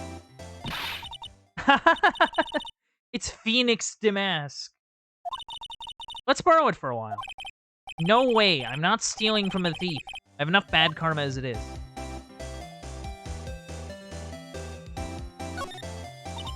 Hey, Nick, look on top of the chair. Looks like an envelope. And a letter. Well, don't just stand there. Come on, let's read it. Maya, you know we shouldn't do that. What are you talking about? That letter could be an important clue. No way, you can't just go reading a private letter because you feel like it. Not just because I feel like it. It really could be important. If I was sure it was a clue, I guess I wouldn't mind.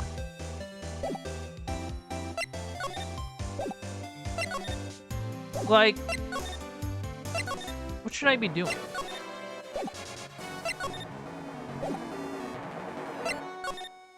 I feel like I'm missing something, and I'm not sure what. This is gonna be a problem.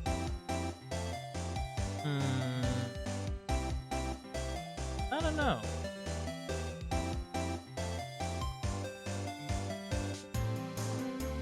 Yeah, I'm not entirely sure.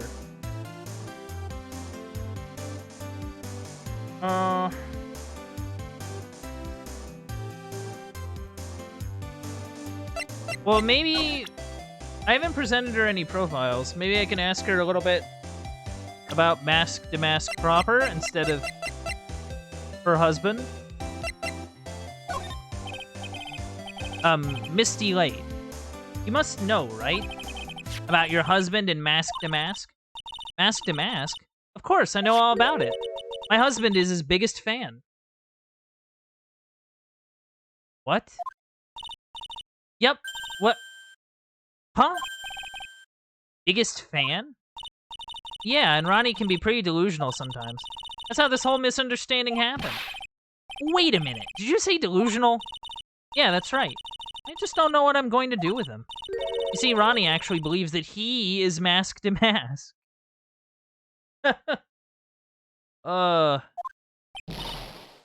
What? What are you talking about? What are you talking about? So, when did Ron first become Mask to Mask? What are you talking about? He's not Mask to Mask. Huh? But, wait a second. Look around this room. This place is obviously Mask to Mask's hideout. No, you're totally wrong. Real Thief's hideout wouldn't look like this. It's because Ronnie is so timid himself that he looks up to heroic figures. Heroic figures? But Mask to Mask is a bad guy. Well, he's a phantom thief. It's kind of different. So he's deluded, huh? Could that really be true? Anyway, if he really had stolen the urn, wouldn't he still have it? Well, I suppose so. And why don't you ask him if he has the urn or not? He has a point. Mr. Delight isn't exactly the criminal type. Something about Ron's behavior bothers me. Maybe it's true. Maybe Mr. Delight isn't Mask to Mask after all. Say, can I ask you something, Nicky boy? What is it? I know I may seem like a bad girl on the outside, but the one thing I won't stand for is illegal activity. I had the feeling you wouldn't. You're tough, but I can tell you got a good heart.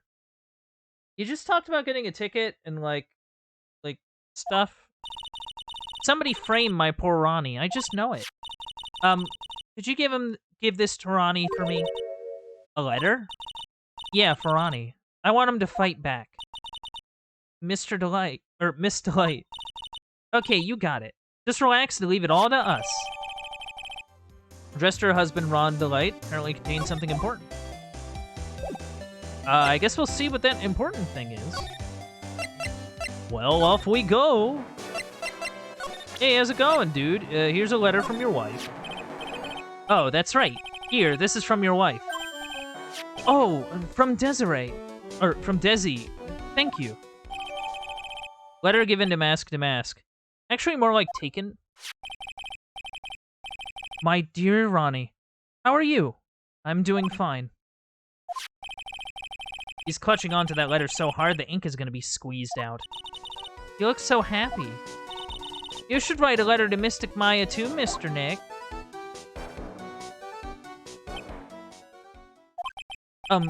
Mr. Lawyer. Yes? In the letter that Desi wrote, she said, ask this guy to be your lawyer.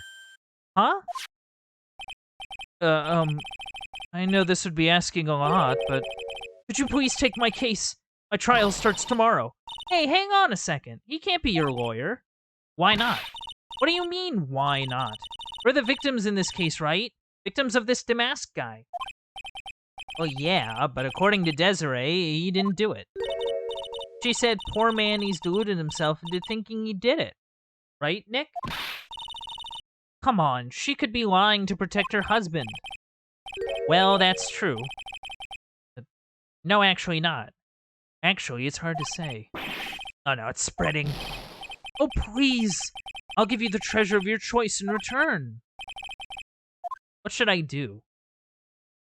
You know, it seems like we're gonna take the case. We gotta get that urn back, maybe. Well, Mr. Delight, I've decided to give it a try. I'll defend you. Really? You will? Hey, what are you doing, Nick? He's a thief. You can't trust him. Well, he may be a thief. I think there's more to this case than meets the eye. Yeah, something's weird about this whole thing. Mr. Nick, I was wrong about you. I shouldn't have trusted you. Pearls? Can't believe you defend this person after what he did to Mystic Maya. I'll never forgive you. Ever. Ah! Oh. Pearly, wait! This is gonna be ugly. I'll go after her.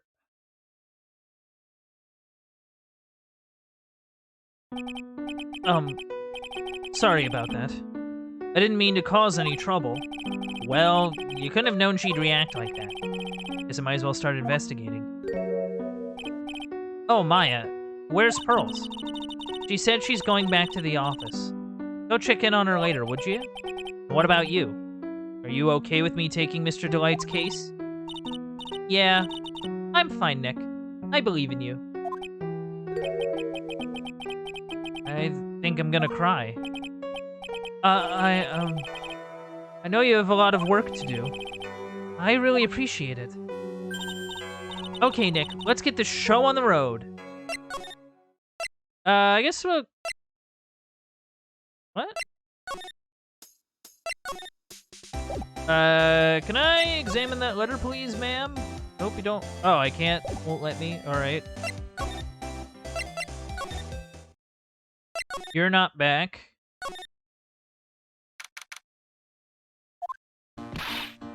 Maya! Oh, Andrews.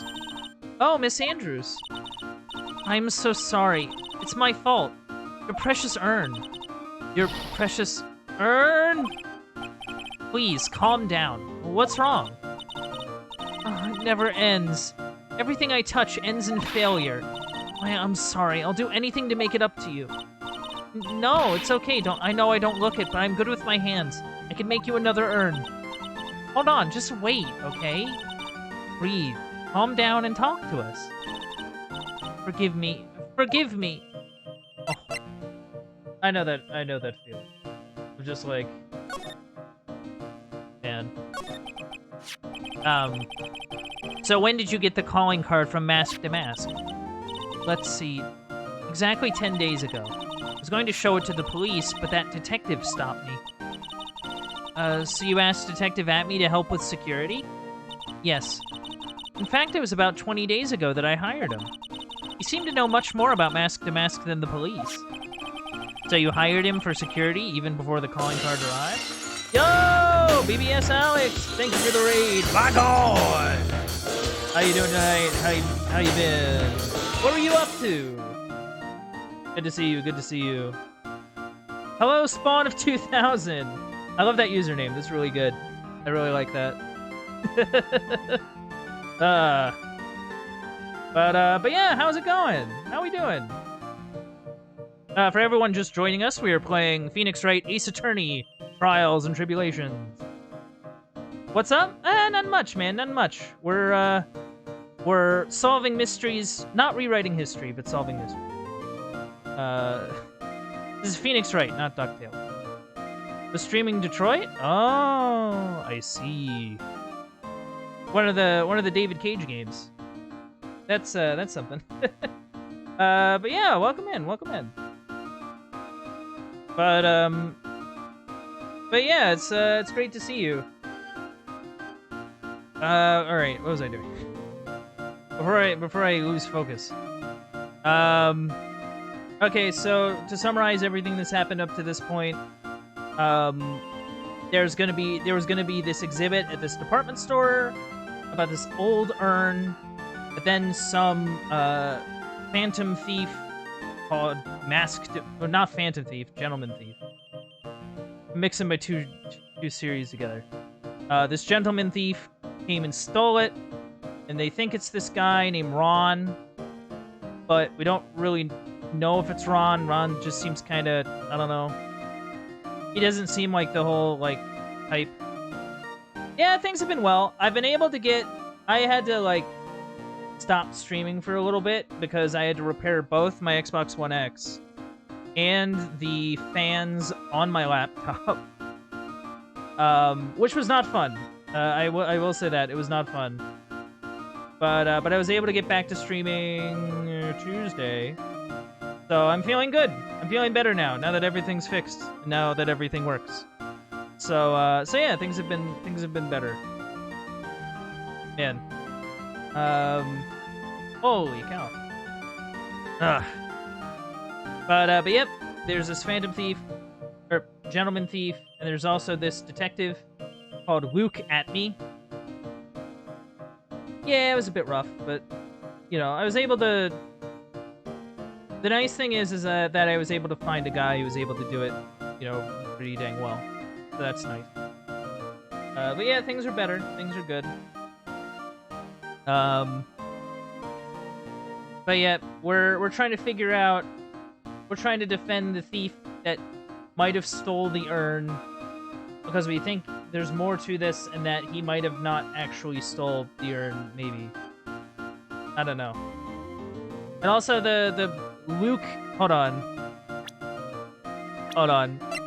We have this detective, Luke Atme, who I swear, like...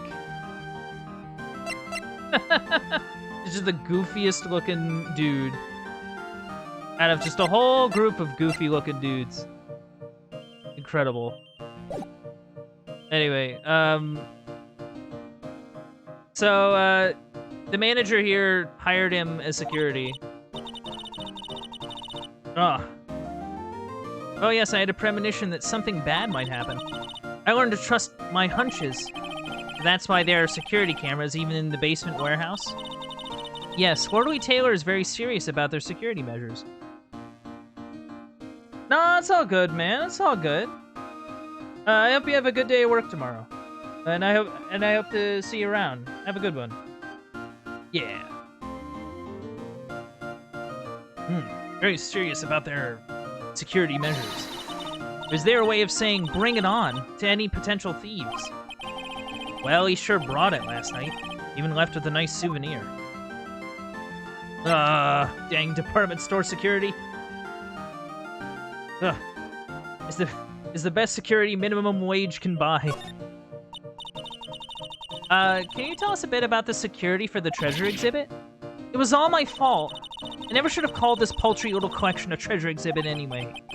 Why do you say that? The urn that was stolen was a pretty important object. Maybe, but its actual value after appraisal was, well, practically zero. Zero? I polished it until it was just about glowing. I thought maybe I could make it look more valuable. But that urn contains the soul of Mystic Ami. Anyway, I left all the security arrangements to Detective Atney. But 5 days ago, I began receiving all sorts of other exhibit items for Crane. Lots of people started going in and out of the warehouse down there. So maybe one of them was actually mask to mask in disguise? That's a possibility. No, I personally checked out everyone that came through here, so that's not possible. Okay, I guess not. Knowing Adrian, she probably checked out what they ate for breakfast that morning.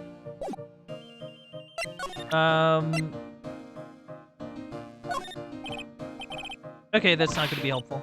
I know, it's all my fault. But what's done is done. I'll make it up by making a new urn for you. I'm just wasting my time. She's gone. She's too far gone. I feel kind of sorry for her. Like, that's, like, really rough, man.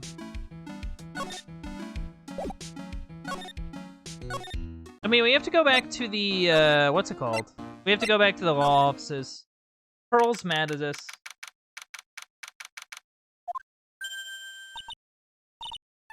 Mr. Nick, welcome back. Oh, hey, Pearls. You're back too, I see. I went and bought us a strawberry cake. With what money? I'll go make some tea to go with it. Hey, Pearls? It looks like she feels really bad about what happened at the detention center. Oh. She doesn't need to feel bad. Like, it happens, you know. Mystic Maya, the tea is ready. Oh, thanks. Come on, Mr. Nick. Please have some of this cake. Yeah, thanks. Pearls? Oh, excuse me. I was in the middle of cleaning the toilet. Hey, it's okay. I just cleaned it this morning. Too late. Might be a good time for me to ask about her. I first met Pearls a year ago. It was when that murder happened at Crane Village. I still remember what she said to me when we first met. You're Mr. Nick, right? You're Mystic Maya's special someone. Hey, Maya. I always thought it was because she was young, but what? Pearls, I think she's got the wrong idea. About you and me. Huh? There's something you need to understand. What is it? It's kind of like a Crane Village custom. Sort of. What do you mean? There are hardly any men in Crane Village. Now that you mention it, I never actually saw any men there when I visited. I'm pretty sure I told you about it a long time ago. About how spiritual powers run very strong in the Fae family. Yeah, you did. And that's why you're undergoing training to be a spirit medium, right? Yeah, the thing is, only women can actually inherit the spiritual power. That's why the whole culture of Crane Village kind of revolves around its women. Well, that's understandable. Nothing wrong with that. Yeah, but because of that, there tends to be a lot of unsuccessful marriages. Oh? Well, men start to feel left out after a while, and then they just start leaving. Especially if the man has a daughter. Are you saying that Pearl's father... he's gone? He left the village when she was very young. Boy, that's tough. Yeah, that must be tough. Yeah, she grew up seeing nothing but unhappy marriages all around her. That's why she's so sensitive to things like this. Well, that's kind of sad. Like, actually. Pearl seems to love you a lot. Well, it's because I'm her only cousin, and, well, Because of the murder case last year, Pearlie's mother is... Oh, yeah. That's right, we put her in prison. That's right. That was us. We did that. I remember now. Pearl's mother, Morgan Fay. She's serving a prison term in isolation right now. So you see, I'm the only family Pearlie has right now. But it's the same for me, too. Maya, my mother's gone, too. Yeah. So your mother's still missing? Yeah. No one has any idea where she is. Maya's mother, Misty Fay, the current master of the Crane channeling technique.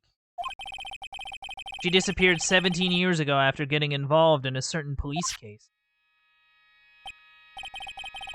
You're sure she's still alive, right? Yeah, I know she is. It's sort of a spirit medium thing. And if your mother doesn't come back, then what? Then according to the laws of the village, I'll become the next master. Mystic Maya, master of the Crane technique. Sounds like a heavy responsibility. Yeah, but there's no one else with the blood of the Fey main family who's a spirit medium. Well, Nick, why don't we go out and start investigating? We're not going to learn anything just sitting around the office. Yeah, I know, but first I want to talk to Pearls. Mr. Nick? Yeah? I acted like a baby. Pearls, I doubted you. Even though Mystic Maya trusted you completely. I guess I still have a lot of training to do. Mr. Nick? Yes? From the bottom of my heart, I apologized for what I said. Aw, it's okay.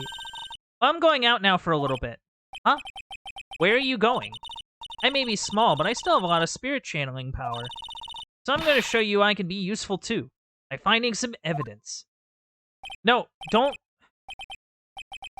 She sure runs fast.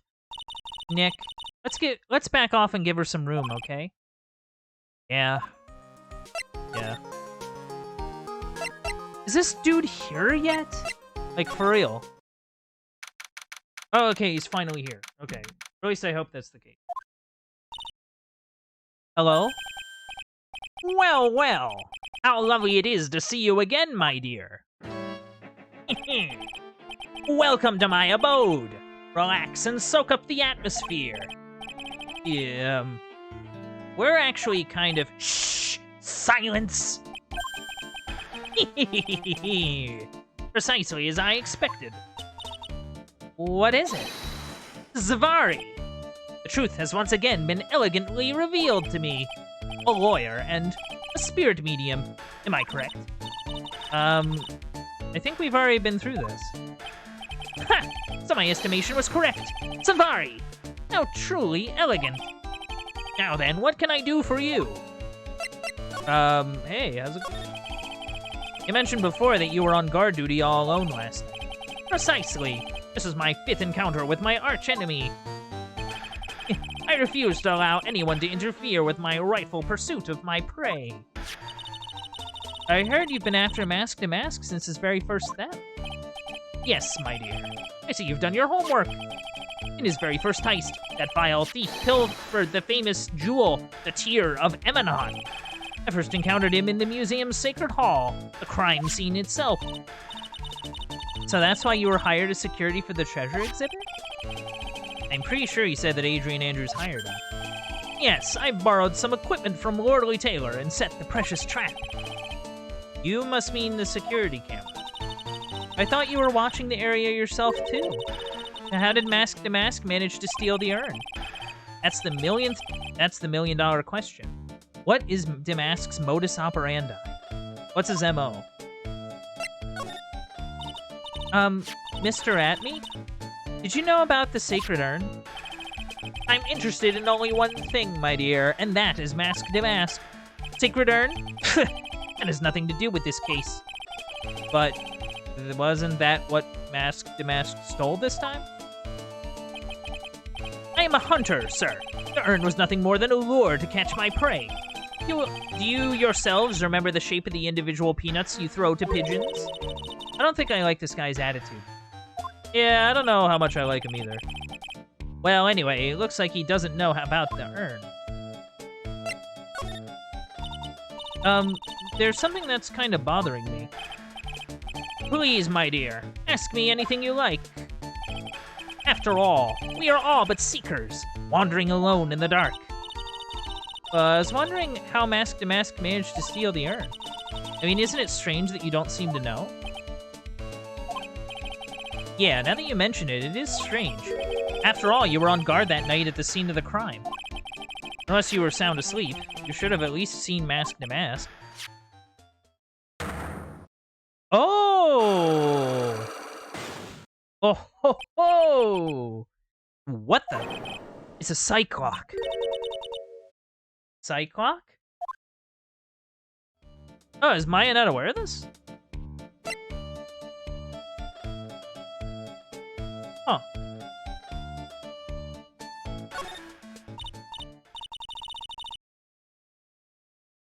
Hey Nick, what is this Cyclock thing?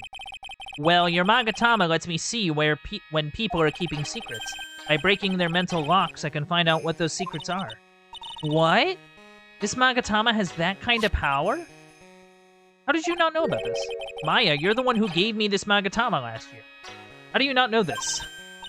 Well, it's true that this Magatama is a prized Fae family heirloom, but Hurley was the one that actually imbued it with spiritual powers, right?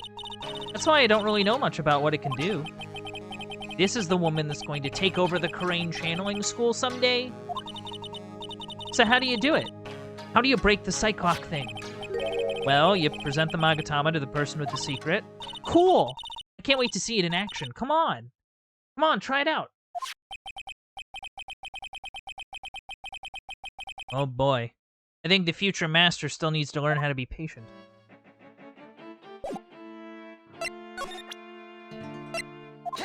Take that!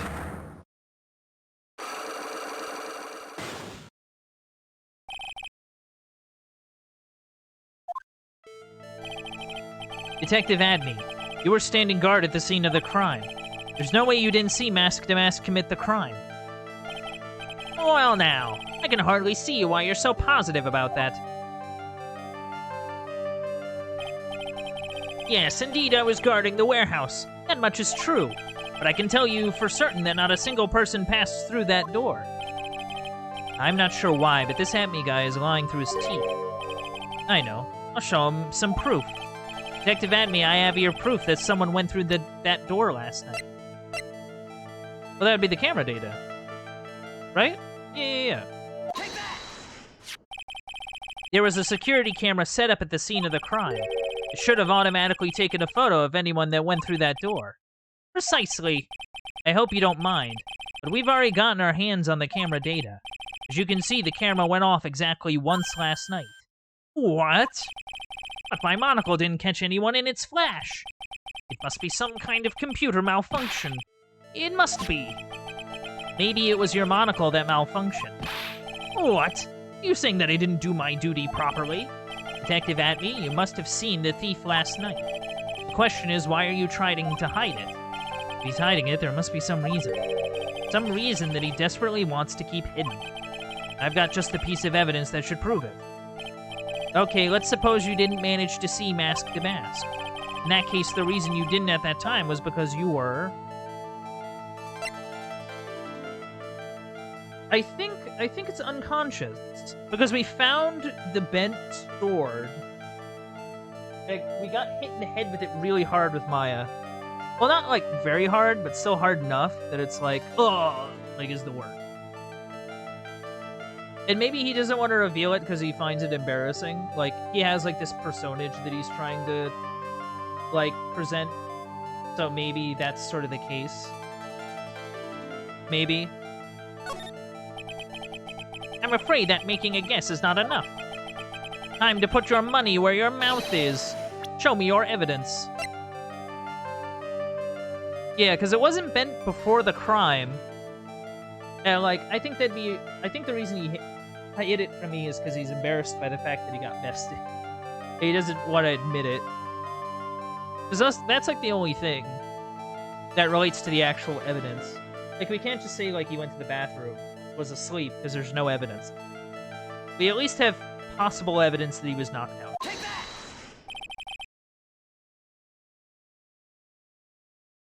Detective Atme, you were knocked unconscious by the thief, weren't you? Ha ha ha!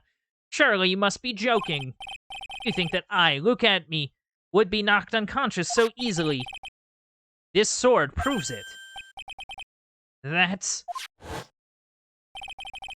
Before the theft, this sword was in the hand of the statue of Ami Fei. Furthermore, at that time, it was not bent. There's only one explanation. You were struck on the head and knocked unconscious by this sword. Well, Detective, how about it? I'm impressed. You truly are an ace attorney. I sure am.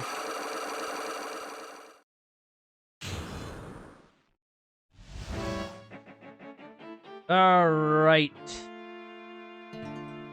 What's the deal, Atme? I can't deny that there may be a small hint of truth in what you say. So you were knocked out when the thief first clobbered you? Clobber. What an ugly way of saying it, but I suppose you could put it that way. The coward struck at the precise moment that I turned to look at the computer. So you never noticed that the thief had entered the warehouse? No. The coward must have wormed his way in through somewhere besides the door. Perhaps the air ducts, or the sewer pipes. And my arch-nemesis struck me on the head from behind with this gruesome item here. Ouch. Mr. Atme should have his poor head examined. You can say that again. I could have underestimated the thief that badly. Well, it looks like we got one thing cleared up anyway. Huh? What? That Atme is the greatest ace detective in the world? No, that he never actually saw the thief. Oh, that's right. So the thief may not even be Damask. Just one moment, Sir Lawyer. The thief was unquestionably Mask Damask. But you never actually saw him. Perhaps so, but I installed a security camera for just such a contingency. Oh. Last night, the camera went off exactly once. Behold, this is a photo of the dastardly thief taken by the security camera. Oh, it's just him in costume. Okay. That's him. Mask Damask. Whoa, whoa, whoa. Hold the phone. Why is the paint there? This had to have been taken after, I think. Well, no, it has a time on it. Like, the thing is that, like, if the luminescent stuff's the paint, and the box got paint on it. So this was after the box was covered in paint. Did someone else take it? Wait, or did... Hold on, did Ron take it and then was knocked out and it got stolen by the real Damask? Is that what happened? What is going on? After all, he has a very good reason for committing such brazen crimes. What are you talking about? Yeah, what are you talking about? So, what do you mean by he had a very good reason? Exactly that. Mr. Delight had a very good reason to dress up and commit those crimes. There should be a green envelope somewhere in his room. You'll need to go and investigate. But how would you know about that? Have you forgotten? You're speaking to the finest ace detective ever to walk on the face of the earth. The most brilliant mind since... well, ever. Since Herlock Sholmes. Luke Atme. Well, I guess you better go take a look, just in case. Because I'll take a look. Take a look, take a look. Oh, look! It's a green letter. Cool. Hey, Nick! Remember what Detective Atme said? I did. We heard it, like, 5 seconds ago. Yep. So let's see what this letter's about. A green envelope, huh? Looks like this is it. Okay, let's have a look. If you don't want your true identity revealed to the world, come to KB Security at 1 a.m. on October 12th. Bring $50,000. 50,000? This is a blackmail letter? Sure looks like a major clue, all right. Interesting. Interesting. Oh, someone's at the door. I'll be right back. Won't take but a second, I promise. Oh, thank you for coming. Oh, that's so nice of you. When I see a damsel in distress, I just can't help myself. Please, come on in. I'll make some coffee. Really? Okay, I guess I'll make myself at home, pretty lady. Wait a minute. I know that voice. Do I? Oh, Nicky boy, I'm so sorry, but I've got another guest. You're... Who is it? You're fucking kidding. It's Butts. It's the Butts. Hey, Nick, it's you. And Maya, too. What a fluke. Ah, Larry. Long time no see. What? You know each other? Nicky boy? Nick, do you and this girl have, something going on? Something?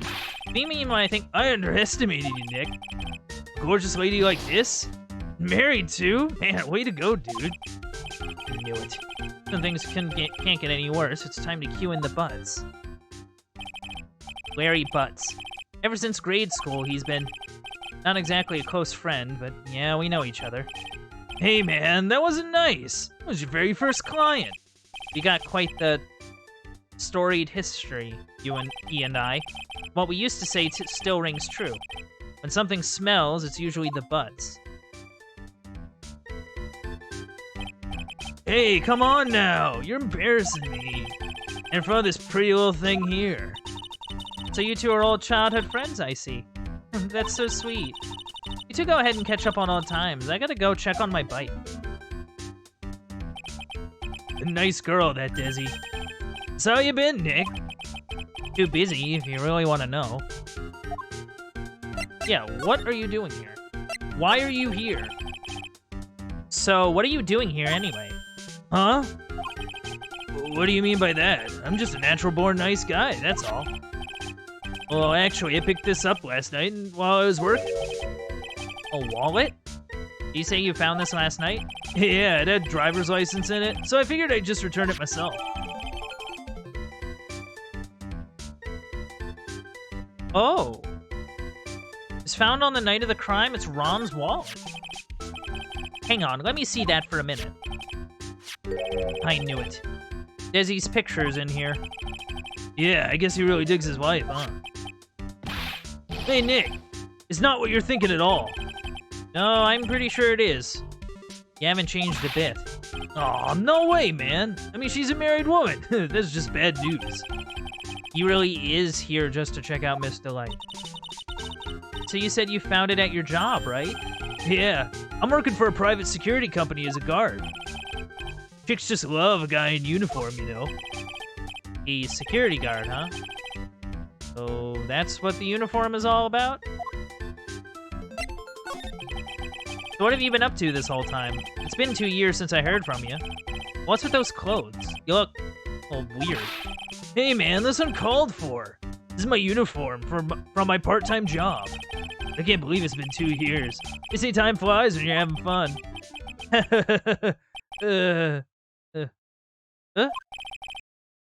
What's wrong? Nick, I gotta tell you, women, man, I don't trust them anymore. You got dumped again?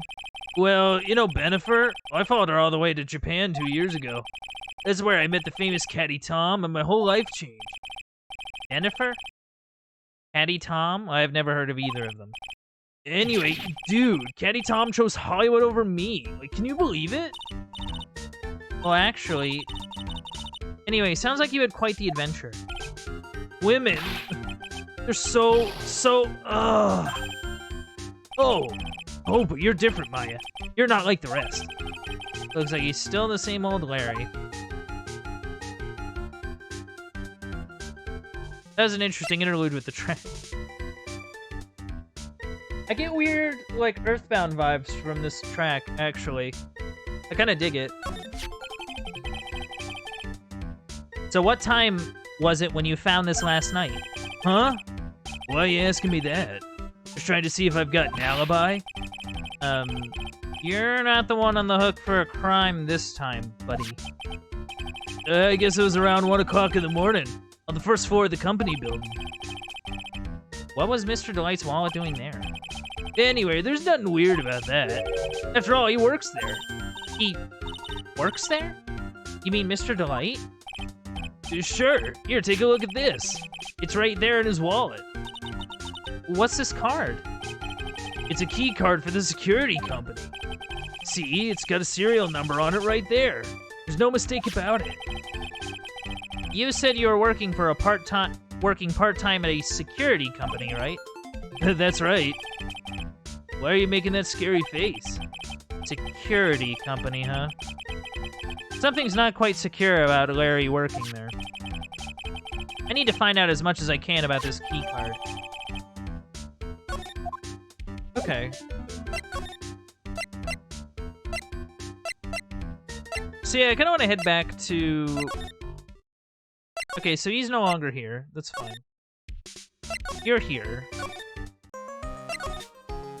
Where do I go?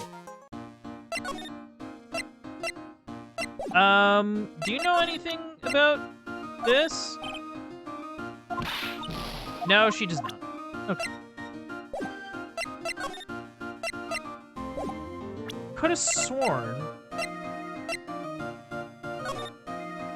If you don't want your true identity revealed to the world, come to KB Security at 1 a.m. on October 12th and bring $50,000. If you don't, I'll take that red diamond you received the other day instead. Oh. I think red diamond is code for your wife. Just as a guess. Man, I don't know. Maybe... Hold on. Why don't I just ask Larry? See, this is the problem. I keep thinking I have to go somewhere else to use stuff. Like, I never think about just presenting stuff to the people that just gave it to me. So you're sure about this key card? Yup. That's the key card we use at the building I work in. According to the serial number, this one is for the CEO's office. You needed to get into that room, and every time you use that card, it leaves a record. It leaves a record? Yeah, it tells you exactly who entered the room and when. Larry, I need that data. Whoa, slow down, man. Sorry, but that data is off-limited to outsiders. If I lost this job, I'd never have a chance with Desi. Times like these when I wish lawyers weren't so powerless. So, like, are you gonna, like, show him something else, you think?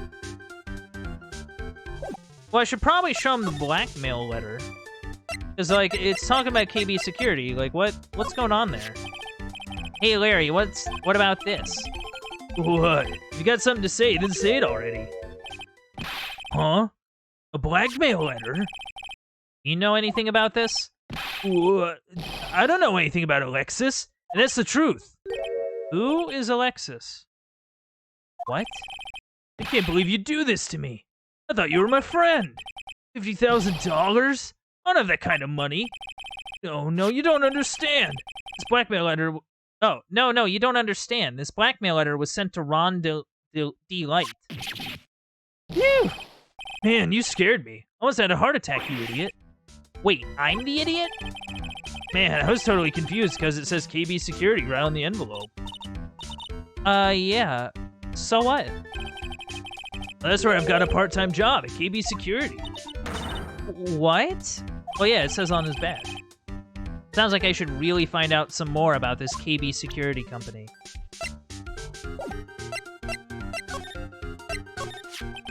KB Security, the company in the blackmail letter. You know about it? Well, that's where I work, yeah. In fact, I'm on the job right now. Huh? What are you doing here, then? Well, the boss is away right now, so you know what mice do when the cat's away? Yes. Anyway, how far away is this company? Let me see. About 30 minutes by car, I guess. Well, if you fly down the road, anyway. Well, this apartment building is pretty close to Lordly Taylor, right? And it would take roughly an hour to go from here to KB Security and back.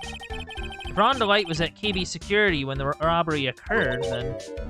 Whoa! And he couldn't have stolen the sacred urn.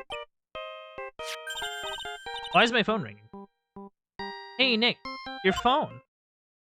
Who is it? Oh, it's Pearl. What are you doing? Hello. Is this the Wright residence? Ah, Pearls. Where are you?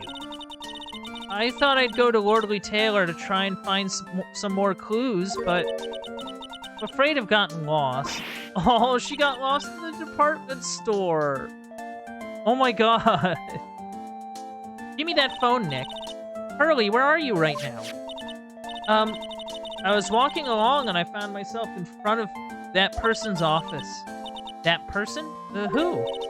That person who doesn't act his age and always says Savari when he's excited. Look at me, Ace Detective. Okay, stay right there. We're coming to get you. Alright. I'm a little scared. Oh. Alright, let's go, Maya. Wait a second, Nick. What? That phone call just now. Sounded like a real cutie. Butts, please. Another one of your, special friends? Say goodbye to Miss Delight for me, would you, Larry? God, Larry's an idiot. Larry's big dumb.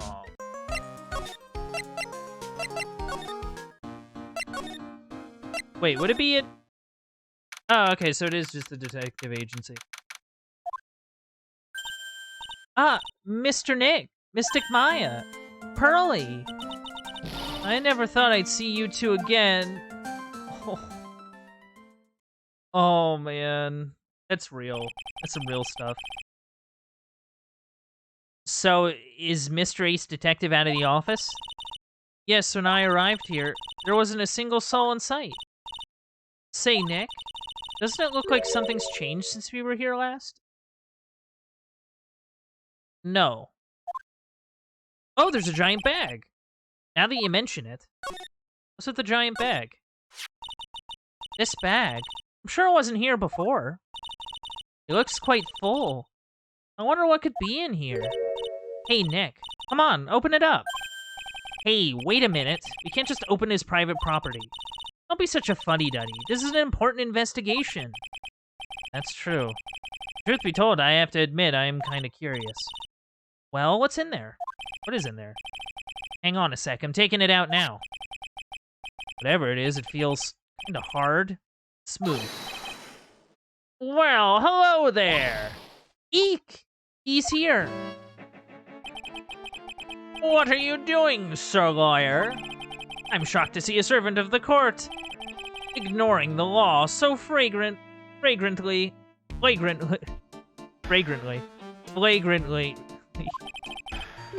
I'm real sorry. Maya made me do it. Nick, I can't believe you. A gentleman never uses a lady as an excuse for his own poor behavior. The real question is, can you afford to waste time lollygagging about here? What do you mean by that? Perhaps I should make myself more clear. Tomorrow's trial. Zavari. Shall we say the figurative Sir William will be dropping his panties before lunchtime? What? What does that mean? Wow, Nick. Sounds like it's gonna be really exciting. Don't know what you mean. What's going to happen at the trial tomorrow? That's so dramatic. Do you know what your biggest mistake so far has been, Sir Lawyer? It was becoming a lawyer in the first place. That certainly does sound like a big mistake, Mr. Nick. Tomorrow will be a day to remember. Look at me, will take the stand. Then, Zavari! My testimony will prove to be the undoing of the lot of you. Yes, all of you. I will unmask you as the thief's co-conspirators. Conspirators? You're quick on the defensive, I see. However, it is not I that is your greatest enemy. There's a far more dangerous threat that you will face during the trial. What are you talking about? Sir Lawyer, if you truly are who you say, I'm sure you've heard of him. His name is Godot. Godot? Godot? Godot? I feel like it's Godot. Like...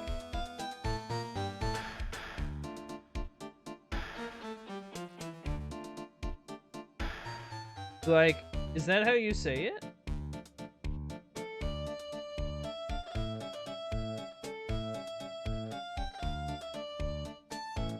Like, is that how you pronounce it? Godot? Yeah, I think it's Godot. Okay, Godot. His name is Godot. Godot? You have taken a step down the path of foolishness to try to defend a career criminal who deserves nothing less than the death penalty. Hey, last I checked, no one knows for sure that Mr. Delight really is Damask. My dear lady, times may change, but people, sadly, do not. Well, you'll understand when when you are more mature. Who is this Godot person? It's not surprising that a spirit medium has not heard the name Godot, a prosecutor whose equal cannot be found in this country but in heaven. Godot, a legend or myth. Men pin a lifetime of hopes on the chance to simply meet him. Prosecutor Godot. But the best prosecutor in this country isn't Godot, it's Mr. Edgeworth. Isn't that right, Nick? It's no surprise that a spirit medium such as yourself would know nothing of this. But Ace Prosecutor Miles Edgeworth is currently traveling abroad. Huh? In fact, it was Mr. Edgeworth who acknowledged Godot as the best in this country. And you agree with that?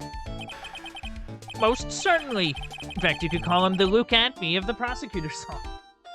He is this guy. Well, that's good to hear. The prosecution has a fighting chance tomorrow. Mr. Nick, is this Godot really that strong? I seem to remember hearing about someone like that. Not surprising. Some people spend their entire lives idly waiting for his appearance. Looks like we're done investigating for the day. Sir Lawyer, the stage has been set, and all the pieces are finally in place. All that remains now is for the dance to begin. New prosecutor, an ace detective, and a thief. This'll be one tough trial. It's gonna be one tough trial. That is gonna be to be continued. Because I'm tired, and we're gonna call it. Wow. I mean, it's neat that we're doing something that isn't like a murder mystery. Like, I do say that is kind of neat. But yeah, this has been a good time.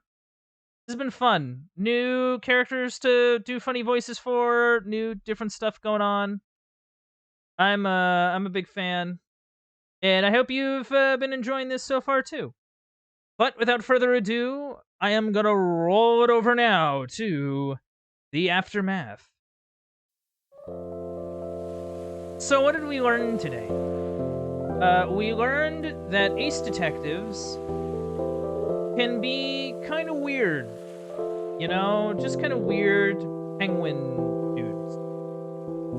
We learned that hanging up high voltage electrical wires around places where people pass through is probably not a very good idea. We also learned that Phoenix Wright, in his youth, was kind of dumb. And, you know, to the point of even eating an entire, possibly metal and glass, like, jewelry.